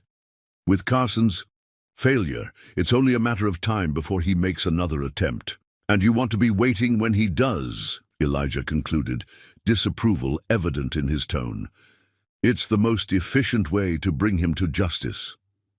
Victoria held Rebecca's gaze. Meanwhile, you'd be under Pinkerton protection, with the agency covering all expenses. And upon successful conclusion of the case, we would negotiate with authorities regarding any outstanding legal issues from your time with Carson. Rebecca considered the offer, mind racing. What would I need to do? Initially, return to St. Louis, resume your identity as Margaret Wilson. Victoria outlined the plan with practiced efficiency. Sinclair will expect you to run, to create yet another identity. Instead, you'll return to the last place he found you, making yourself visible but protected. Absolutely not, Elijah interrupted. You're asking her to put herself directly in harm's way after everything she's been through. I'm offering her a chance at redemption, Sheriff. Victoria's voice remained calm, and the opportunity to prevent other women from suffering Eleanor Barton's fate. Rebecca stood abruptly, moving to the window where morning sunshine now filled the street outside. Clearwater Springs was waking up, shopkeepers opening their doors, children heading to school, ordinary life continuing despite the extraordinary events of the previous days. Somewhere in this town was the life she might have had, if she'd made different choices 7 years ago. That life was gone now, irretrievable. But perhaps there was another path forward, not erasing her past, but using it to create something meaningful. I'll do it, she said, turning back to face them. On one condition. Victoria raised an eyebrow. Which is? When it's over. When Sinclair is caught, I decide where I go next, what I do with my life. The detective studied her for a moment before nodding. Agreed. Rebecca. Elijah rose from his desk, concern written across his features. You don't have to do this. There are other ways to make amends. Not for me. She met his gaze steadily. You know what it's like to need justice, Elijah, to set things right. This is my chance. He recognized the determination in her eyes, the same quiet strength he'd fallen in love with years ago. His objections died on his lips, replaced by a reluctant understanding. When would she leave? He asked Victoria instead. Tomorrow morning. The sooner we establish her in St. Louis, the better. The detective gathered her photographs from the desk. I'll make the necessary arrangements. For now, Miss Turner should remain here out of sight. After Victoria left to send telegrams to her superiors, Frank excused himself on patrol duties, leaving Elijah and Rebecca alone in the office. Silence stretched between them, heavy with unspoken thoughts. You don't approve, Rebecca finally said. I don't want you in danger. Elijah moved to stand beside her at the window, especially not as deliberate strategy. I've been in danger since the day I met James Carson, she reminded him softly. At least this way it serves a purpose. He studied her profile, noting the new resolve that had replaced her earlier fear. You've changed. We both have. Her gaze remained on the street outside. 7 years is a long time. Too long to start over. The question escaped before he could reconsider it. Rebecca turned to him, surprise and something more complex in her expression. Elijah. Forget what I asked. He stepped back, creating distance between them. It was inappropriate. No. She reached for his hand, stopping him. It wasn't. But I can't answer that yet, not until I finish what I've started. Her touch was warm, familiar despite the years that had passed. Elijah looked down at their joined hands. Then finish it, and come back safely. The moment hung suspended between them, a fragile bridge spanning past and present. Then the jailhouse. Door opened as Frank returned, and they separated, the moment passing into possibility rather than promise. The following dawn found them at the stagecoach depot, Rebecca dressed once more as Margaret Wilson, her few belongings packed in a modest valise. Victoria Blackwood stood nearby, reviewing last-minute details with the driver, while Elijah waited with Rebecca for departure. The Pinkertons will keep me informed of your situation, he said, trying to maintain professional detachment despite the worry gnawing at him. If anything seems wrong, I'm coming after you, badge or no badge. A small smile touched her lips. I believe you would. She adjusted her bonnet, her movements betraying nervousness despite her composed facade. I never thought I'd be leaving Clearwater Springs again. Certainly not like this. It's not forever, he reminded her, just until Sinclair is caught. And if he isn't, the question hung between them, acknowledging the risk inherent in their plan. Before Elijah could respond, Victoria approached, checking. "Her timepiece. We should board, Miss Turner. The stage leaves in 5 minutes. Rebecca nodded, then turned back to Elijah. "I never properly apologized, did I? For leaving, for the note." "That was another lifetime," he said quietly. "We were different people. Perhaps." She studied his face as if memorizing it. "But some things remain the same, I think." The stagecoach driver called for passengers. Victoria boarded first, leaving them a final moment of privacy. "Be careful," Elijah said, restraining the urge to pull her close. "Victoria Blackwood seems competent, but don't take unnecessary risks." "I won't." Rebecca hesitated, then quickly pressed something into his hand. "Keep this for me? Until I return?" Elijah opened his palm to find the gold locket, the one she'd left behind 7 years ago, the one he'd kept in his desk all this time. He looked up in surprise.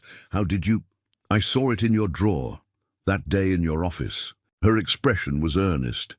"I'd like to earn it back properly this time." Before he could respond, she rose on tiptoe and pressed a swift kiss to his cheek. Then she was gone, climbing into the stagecoach with a rustle of skirts and a final glance. Over her shoulder, Elijah stood motionless as the driver cracked his whip, the horses lurching forward into a trot. The stagecoach rumbled down Clearwater Springs Main Street, passing the hotel, the general store, the church where he and Rebecca had once planned to exchange vows. His hand closed around the locket, feeling its weight and warmth. Inside, he knew, was the portrait and inscription, "Forever yours." Words that had once seemed like bitter irony, but now held a different promise.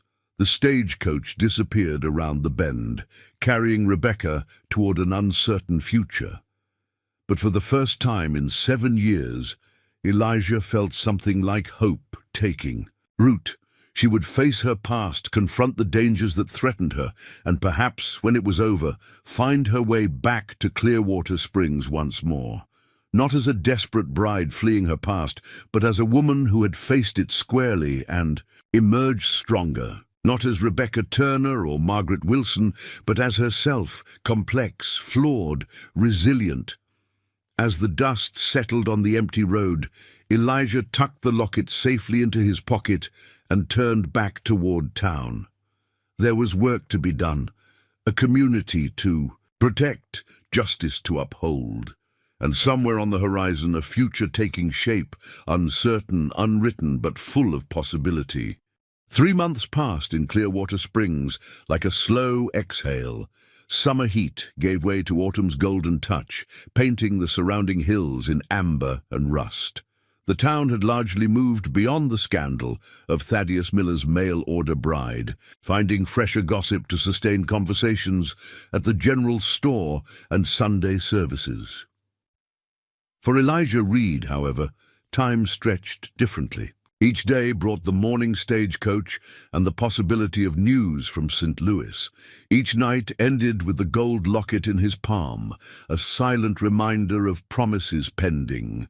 The telegram, when it finally arrived, was characteristically terse. Operation. Progressing, stop subject identified in vicinity, stop witness secure. Stop remain vigilant, stop Blackwood. Elijah read it twice before folding it carefully into his pocket. 3 months of similar messages, each revealing little while suggesting much. Victoria Blackwood was clearly a woman who believed in operational security, even when communicating with allies. "Any news?" Frank asked, looking up from the wanted posters he was sorting. "Nothing substantial." Elijah hung his hat, settling behind his desk. "Same as always." Frank studied him with the knowing look of a man who'd ridden beside him for 5 years. "You could take some time, go to St. Louis yourself. Mayor Thompson would understand. And leave you to manage the Jenkins brothers alone? Not likely." Elijah forced a smile. "Besides, This isn't my operation. The Pinkertons have been clear about that. What he didn't say, what both men knew, was that Rebecca's safety depended on maintaining the illusion that Margaret Wilson had returned to St. Louis, alone, with no connection to Clearwater Springs Sheriff beyond their brief acquaintance. Any deviation risked alerting Sinclair to the trap being laid. The door opened, admitting Miller, looking healthier than he had in months. The merchant had weathered his near marriage to Rebecca with surprising resilience, focusing his energies on expanding his store and, more recently, courting the widowed Mrs. Henderson who taught at the schoolhouse. "Sheriff," Miller nodded, removing his new bowler hat. "Got something that might interest you." Elijah gestured to the chair opposite, his desk. "What is it, Thaddeus?" "Supplier of mine in Denver mentioned a man asking questions about Clearwater Springs, specifically about recent events here."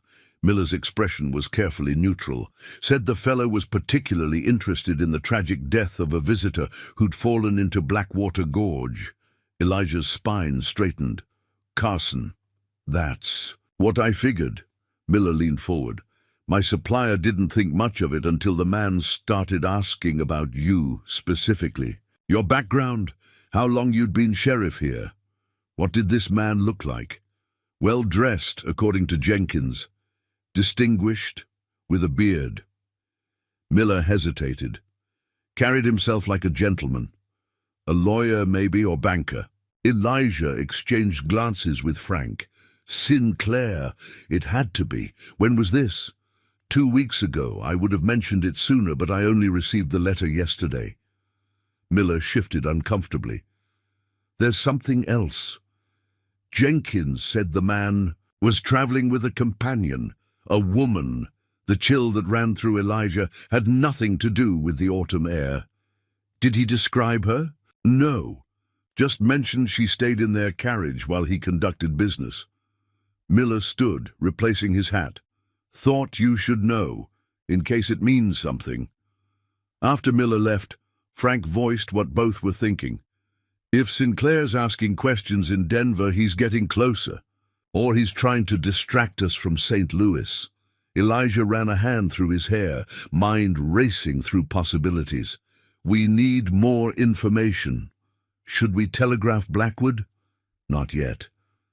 Elijah made a decision.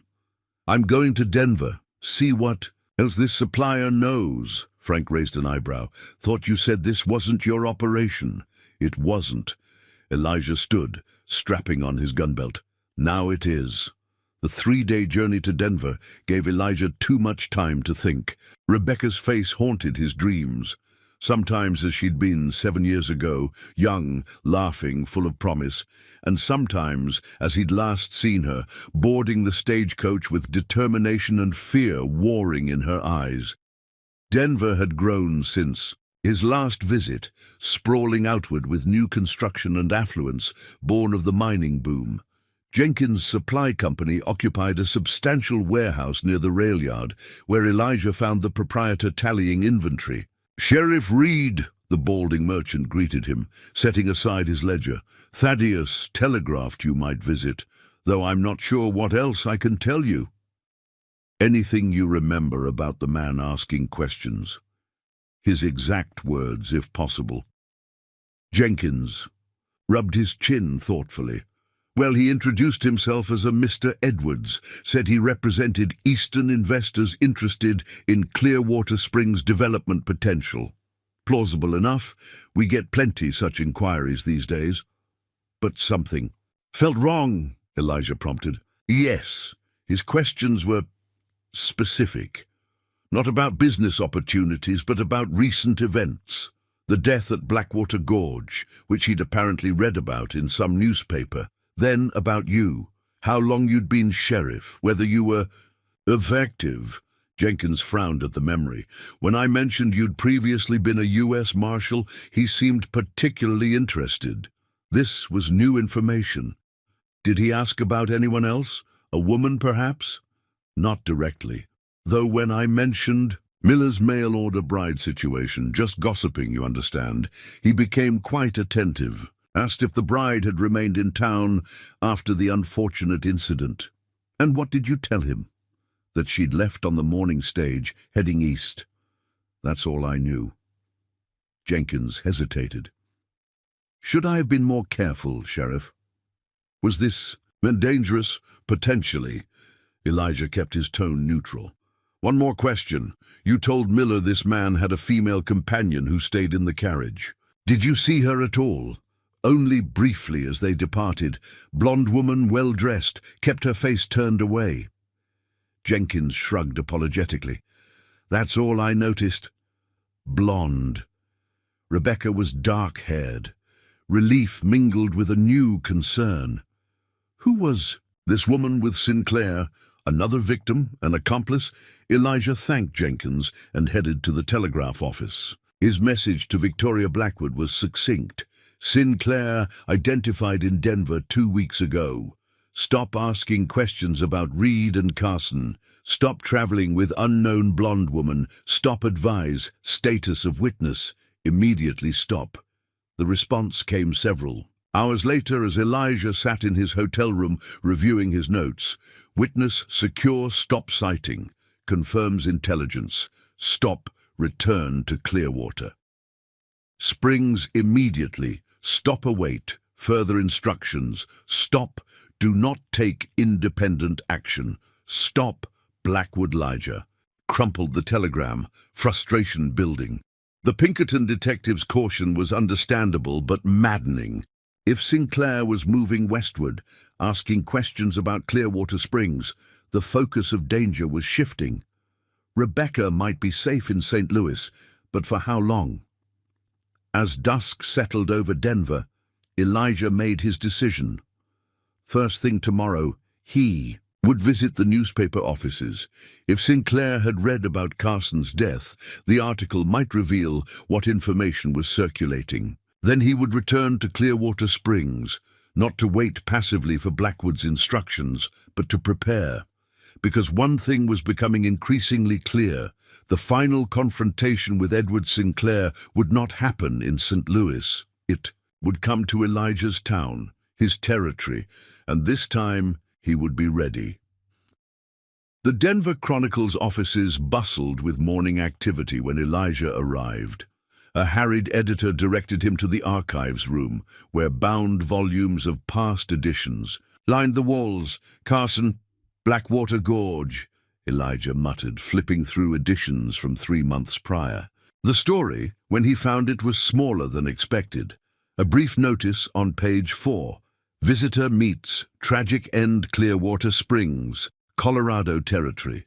Local authorities report that James Carson, a visitor to the growing settlement of Clearwater Springs, met with a fatal accident at the region's treacherous Blackwater Gorge. Sheriff Elijah Reed states that Carson fell during an altercation following his escape from custody, where he was being held on charges of assault and kidnapping. Carson was reportedly involved with a mail-order bride scheme that targeted local businessman Thaddeus Miller. The bride, whose name has been withheld, has since departed the area.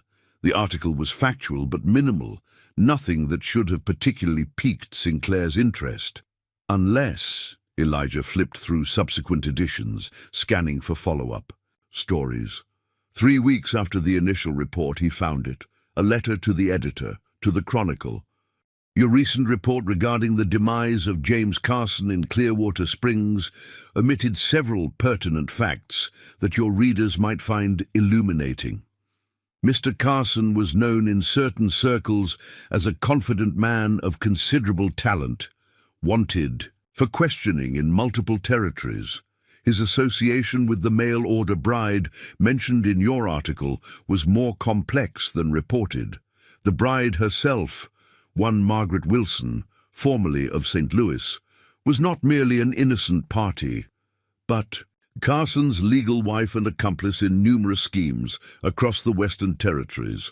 One wonders why Sheriff Reed of Clearwater Springs failed to mention these salient details in his official statement.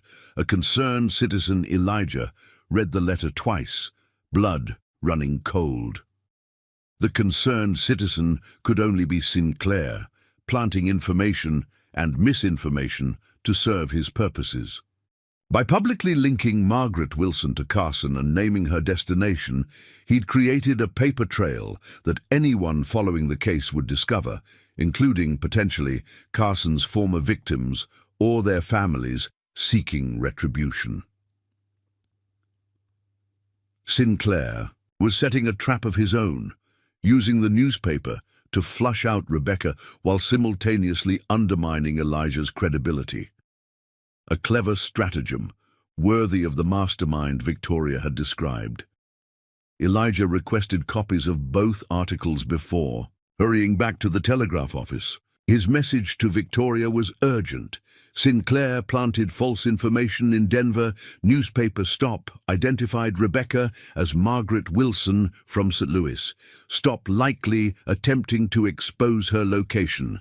Stop strongly. Advise immediate relocation. Stop this time. The response came within the hour. Understood. Stop witness already relocated per previous protocol. Stop return to Clearwater Springs. Stop will contact soon with new developments. Stop Blackwood. A flicker of admiration for Victoria Blackwoods. Foresight mingled with Elijah's concern. She'd anticipated Sinclair's moves, staying one step ahead. But the game was escalating, becoming more dangerous with each exchange. As Elijah boarded the afternoon stage back to Clearwater Springs, one certainty solidified in his mind. Edward Sinclair was coming, not just seeking information, but purposefully moving toward a confrontation. The question was no longer if, but when, and whether they would be prepared when he arrived. Autumn deepened in Clearwater Springs, the days growing shorter as October yielded to November. Elijah increased patrols, briefed Frank on Sinclair's description and likely intentions, and waited for word from Victoria Blackwood. When it came, it wasn't by telegram but in person, on a crisp Tuesday morning as Elijah completed his daily rounds. A woman in a practical traveling suit and modest hat sat on the bench outside the jailhouse, rising as he approached. Sheriff Reed. Victoria Blackwood removed her gloves, extending a hand in greeting. "We need to talk." Inside, with the door closed and blinds drawn, she wasted no time on pleasantries. "Sinclair has disappeared from our surveillance. His last known location was Cheyenne, 3 days ago." Elijah's muscles tensed. "Heading west." "Precisely." Victoria placed her valise on the desk, extracting a folder. "We believe he's making his final move, which means it's time for ours." "Where's Rebecca?" Victoria's expression revealed nothing. "Safe, and prepared for what comes next, which is the culmination of our operation." She opened the folder, revealing a detailed map of Clearwater Springs and its surroundings. Sinclair is methodical, calculating. He'll have learned everything possible about this town, its routines, its vulnerabilities. When he arrives, he'll have already planned his approach. "You want to use my town as bait," Elijah observed, echoing Rebecca's words from months earlier. "I want to use the inevitable to our advantage." Victoria's tone remained professional. "Sinclair is coming whether we wish it or not. The question is whether we meet him on our terms or his." Elijah studied the map, noting Victoria's annotations, potential entry points, observation positions, escape routes. "You've been planning this for a while." "Since the beginning."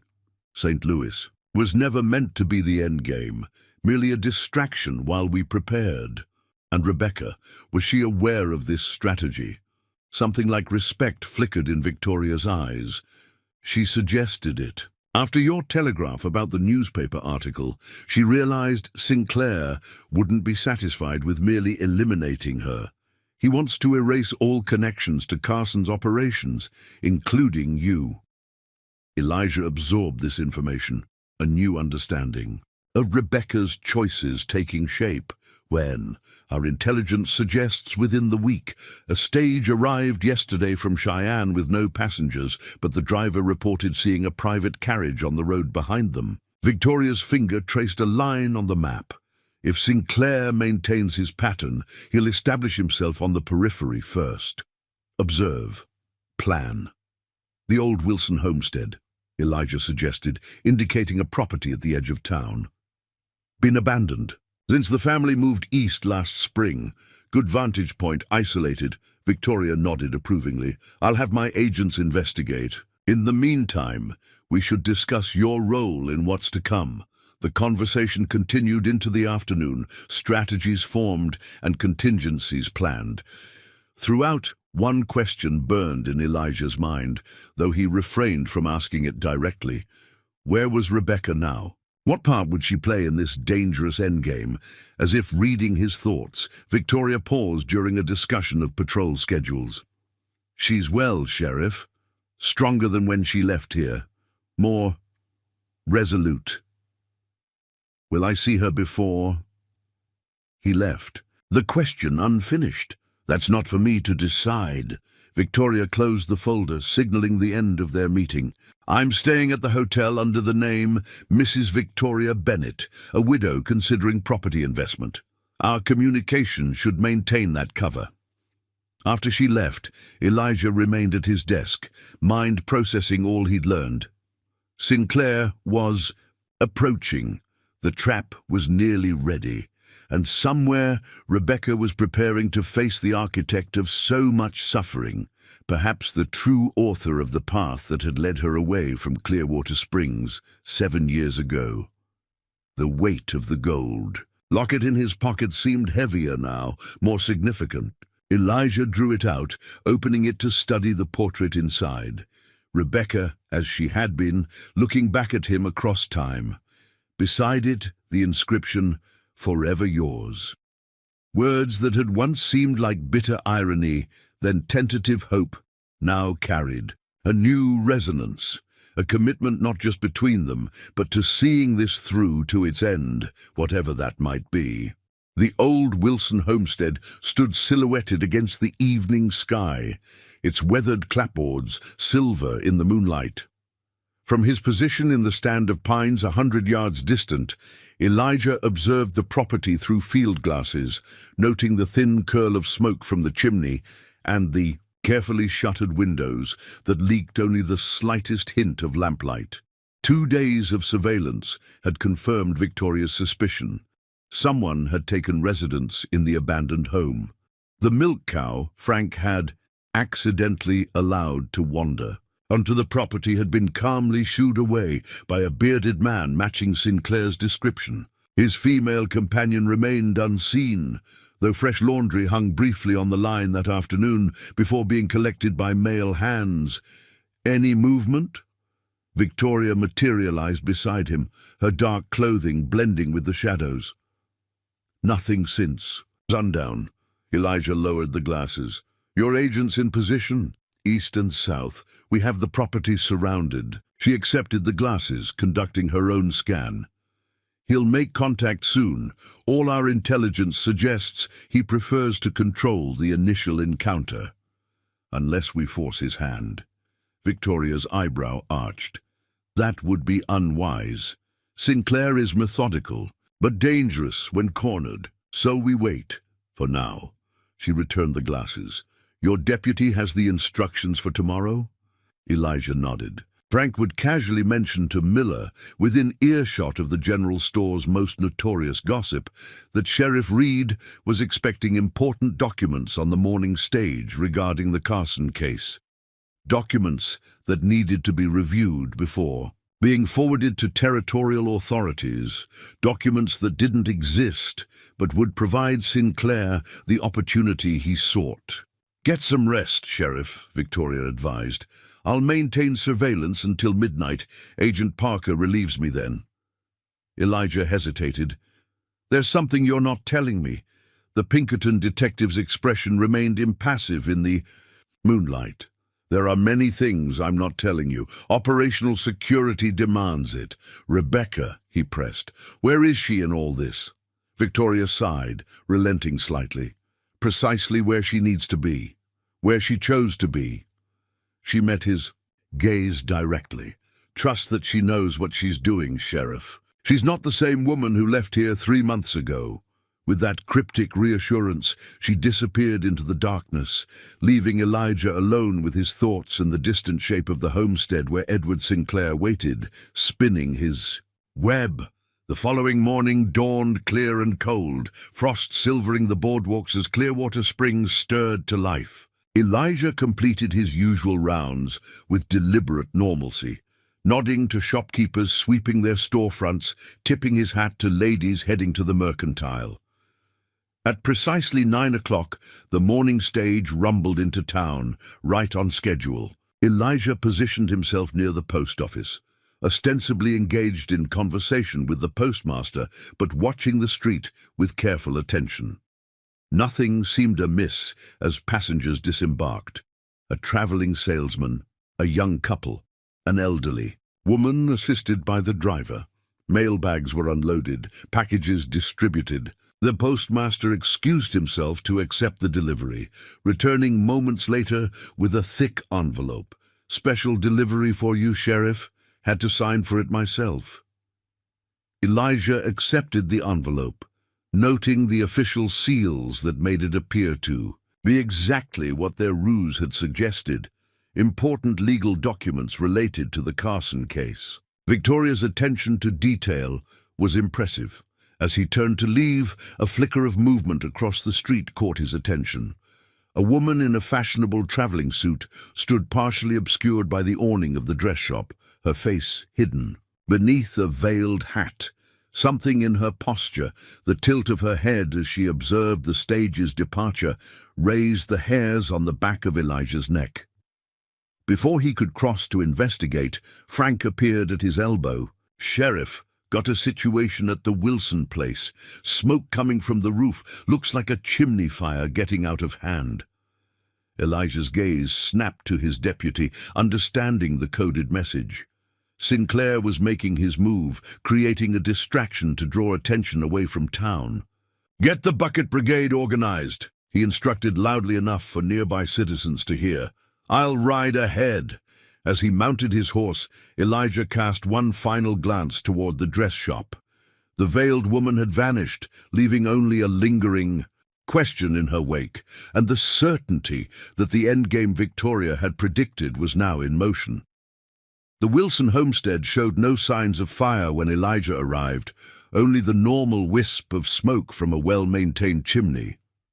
He approached cautiously, one hand resting on his holstered revolver, senses alert for any movement. Victoria materialized from behind the barn, her expression grim. "It's empty. They cleared out sometime before dawn, left everything behind." "Diversion," Elijah realized. "The fire report was meant to draw me out of town, while giving Sinclair clear access to your office and those supposed documents." Victoria gestured toward the house. "We found this inside. It was meant for you." She handed him a folded note, the paper expensive, the handwriting elegant and precise. "Sheriff Reed, your persistence is admirable if misguided. The game we play has higher stakes than you realize. I propose a direct resolution to our mutual concerns. Come alone to Blackwater Gorge at sunset. Bring the Wilson woman's statement and all related documentation. Any deviation from these instructions will have unfortunate consequences for parties you hold dear. With respect for your position, E. Sinclair." Elijah's blood ran cold at the implicit threat. "He knows about the trap, about everything." "Not everything," Victoria corrected. "He knows we're pursuing him, but not the full extent of our operation." She took back the note. "This creates an opportunity. We can—" The distant crack of a gunshot cut her off, echoing from the direction of town. "Frank," Elijah said, already moving toward his horse. "The distraction wasn't to get me out of town. It was to isolate us here while something else happened." They rode hard, Victoria keeping pace with Elijah's punishing gallop. As they crested the hill overlooking Clearwater Springs, nothing seemed amiss. No smoke, no commotion in the streets. Yet Elijah's instincts screamed warning as they thundered down the main street toward the jailhouse. The door stood open, papers scattered across the boardwalk in the autumn breeze. Inside, Frank lay slumped against the desk, pressing a bloody handkerchief to his shoulder. "Deputy!" Victoria knelt beside him while Elijah checked the building. "Ambushed," Frank grimaced. "Woman came in asking for help, said her husband was drunk causing trouble at the hotel. Soon as I stepped out, someone clubbed me from behind." "The woman, what did she look like?" Elijah demanded, returning from the back rooms. "Fancy dress, veiled hat. Blonde, I think, from the wisp of hair I saw. The same woman Elijah had glimpsed outside the dress shop." "What did they take?" "Nothing that I saw. They were searching your desk when I came to. Man pistol-whipped me, then shot when I reached for my gun." Frank winced as Victoria examined his wound. "Sorry, Sheriff. Not your fault." Elijah surveyed the scattered papers, the open drawers. "They were looking for something specific." "The safe is untouched," Victoria noted, nodding toward the iron box in the corner. "Whatever they wanted wasn't money." Elijah's gaze fell on the bottom drawer of his desk, the one where he'd kept Rebecca's locket. He pulled it open, finding it empty save for a few papers. "They took it," he said quietly. "Took what?" Victoria looked up from bandaging Frank's shoulder. Before Elijah could answer, the hotel manager burst through the door, face flushed with excitement. "Sheriff! There's a situation at the hotel, a guest. She's demanding to see you immediately." "What guest?" "Registered yesterday as Mrs. Eleanor Mercer. Says it's life or death, sir." Elijah exchanged glances with Victoria. Eleanor, the name of Carson's first victim. Mercer, Carson's real surname. The message couldn't be clearer. "Stay with Frank," he instructed Victoria. "This is for me alone." "It's a trap," she warned. "I'm counting on it." The hotel's second-floor hallway was silent as Elijah approached room 212, hand on his holstered gun. He knocked twice, stepping to the side of the doorframe. "Come in, Sheriff," a cultured male voice called. "We've been expecting you." Elijah entered slowly, taking in the scene with a practiced eye. Edward Sinclair sat in an armchair by the window, every bit the respectable gentleman in his tailored suit, except for the revolver resting casually on his knee. Beside him stood the blonde woman, her veil removed to reveal a face both beautiful and cold. What Elijah didn't expect was the third person in the room, Rebecca, seated on the edge of the bed, her eyes meeting his with a complex mixture of emotions. "Welcome, Sheriff Reed," Sinclair smiled without warmth. "I believe you know my associates." "Rebecca," Elijah acknowledged, carefully assessing the situation. She showed no signs of injury, but her posture was tense. "Are you all right?" Before she could answer, Sinclair interjected. "Miss Turner is perfectly fine. For now, her future well-being depends entirely on our conversation." He gestured to a chair. "Please, sit." Elijah remained standing. "I prefer to stand." "As you wish." Sinclair's smile tightened. "I assume you've deduced why we're here. You want to ensure your connection to Carson's crimes remains hidden." "Precisely. James was becoming problematic, taking unnecessary risks, developing unfortunate habits." Sinclair glanced at the blonde woman. "Becoming entangled with women who complicated our operations." "Like Rebecca." "Indeed. When she absconded with a substantial sum, it created certain difficulties. James became obsessed with finding her, to the detriment of our other endeavors." "So you used his obsession," Elijah concluded. "Fed him information about where to find her, knowing he'd pursue her here, while simultaneously ensuring he would not survive the encounter." Sinclair nodded, almost appreciatively. "We underestimated you, however, and Miss Turner's resourcefulness." Throughout this exchange, Rebecca remained silent, her eyes never leaving Elijah's face. He detected something in her expression, not fear, but anticipation. "What happens now?" Elijah asked, shifting slightly to improve his angle. "Now we conclude our business." Sinclair's tone hardened. "The documents, Carson's belongings, anything that might connect back to our operation. In exchange, Miss Turner walks free." "And if I refuse?" The blonde woman moved then, producing a small pistol which she aimed at Rebecca's head. "Then we have no further use for either of you." "I see." Elijah's hand moved slowly toward his jacket pocket. "There's something you should know first." "And what's that, Sheriff?" "Your operation was compromised months ago." He withdrew, not a weapon, but a small metal badge. "Victoria Blackwood isn't just a Pinkerton detective. She's a federal marshal." Sinclair's composure slipped for the first time. "What?" Rebecca moved then, faster than Elijah had ever seen her move before. Her hand closed around the blonde woman's, a wrist twisting the pistol away as she drove an elbow into her stomach. The gun discharged harmlessly into the ceiling as both women fell to the floor in a struggle. Sinclair raised his own weapon, but Elijah was already drawing, his shot finding its mark in the man's shoulder, spinning him back against the window. The revolver clattered to the floor as Sinclair clutched his wound, face contorted with pain and fury. "Federal marshals!" Victoria's voice preceded her entrance, gun drawn and aimed steadily at Sinclair. Behind her, two men in plain clothes rushed, insecuring the blonde woman, who continued to struggle against Rebecca's surprisingly effective restraint. "You're under arrest, Mr. Sinclair," Victoria announced, "for conspiracy, fraud, and the murders of Eleanor Barton, Samantha Wilson, and Patricia Hughes."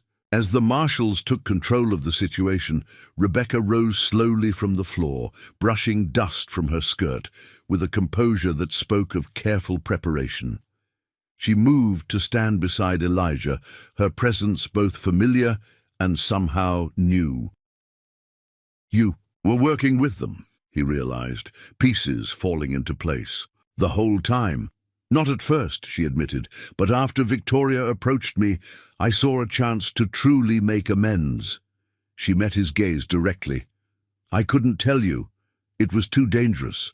The woman at the dress shop, that was you." A small smile touched her lips. "I needed to see you, even if you couldn't know it was me." As Sinclair and his accomplice were led away, Victoria approached, satisfaction evident in her usually stoic features. "Good work, both of you. Washington will be pleased." This was a federal operation from the beginning, Elijah surmised. Carson and Sinclair's activities crossed too many territorial boundaries to be handled locally.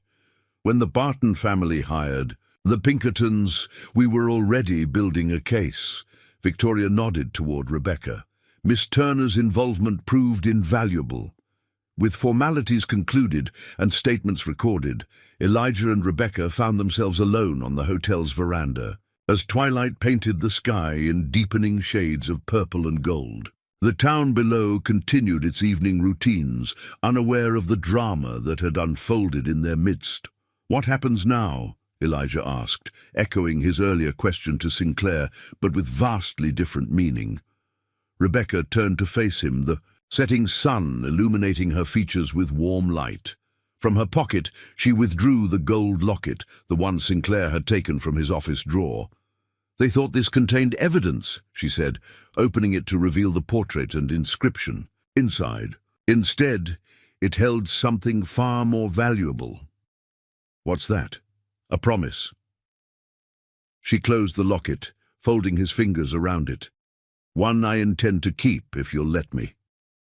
Elijah studied her face, seeing the woman she had been, the woman she had become, and the woman she might yet be, complex, resilient, extraordinary. "Welcome home, Rebecca," he said softly, and in those 3 words lay all the forgiveness and hope and future neither had dared imagine possible.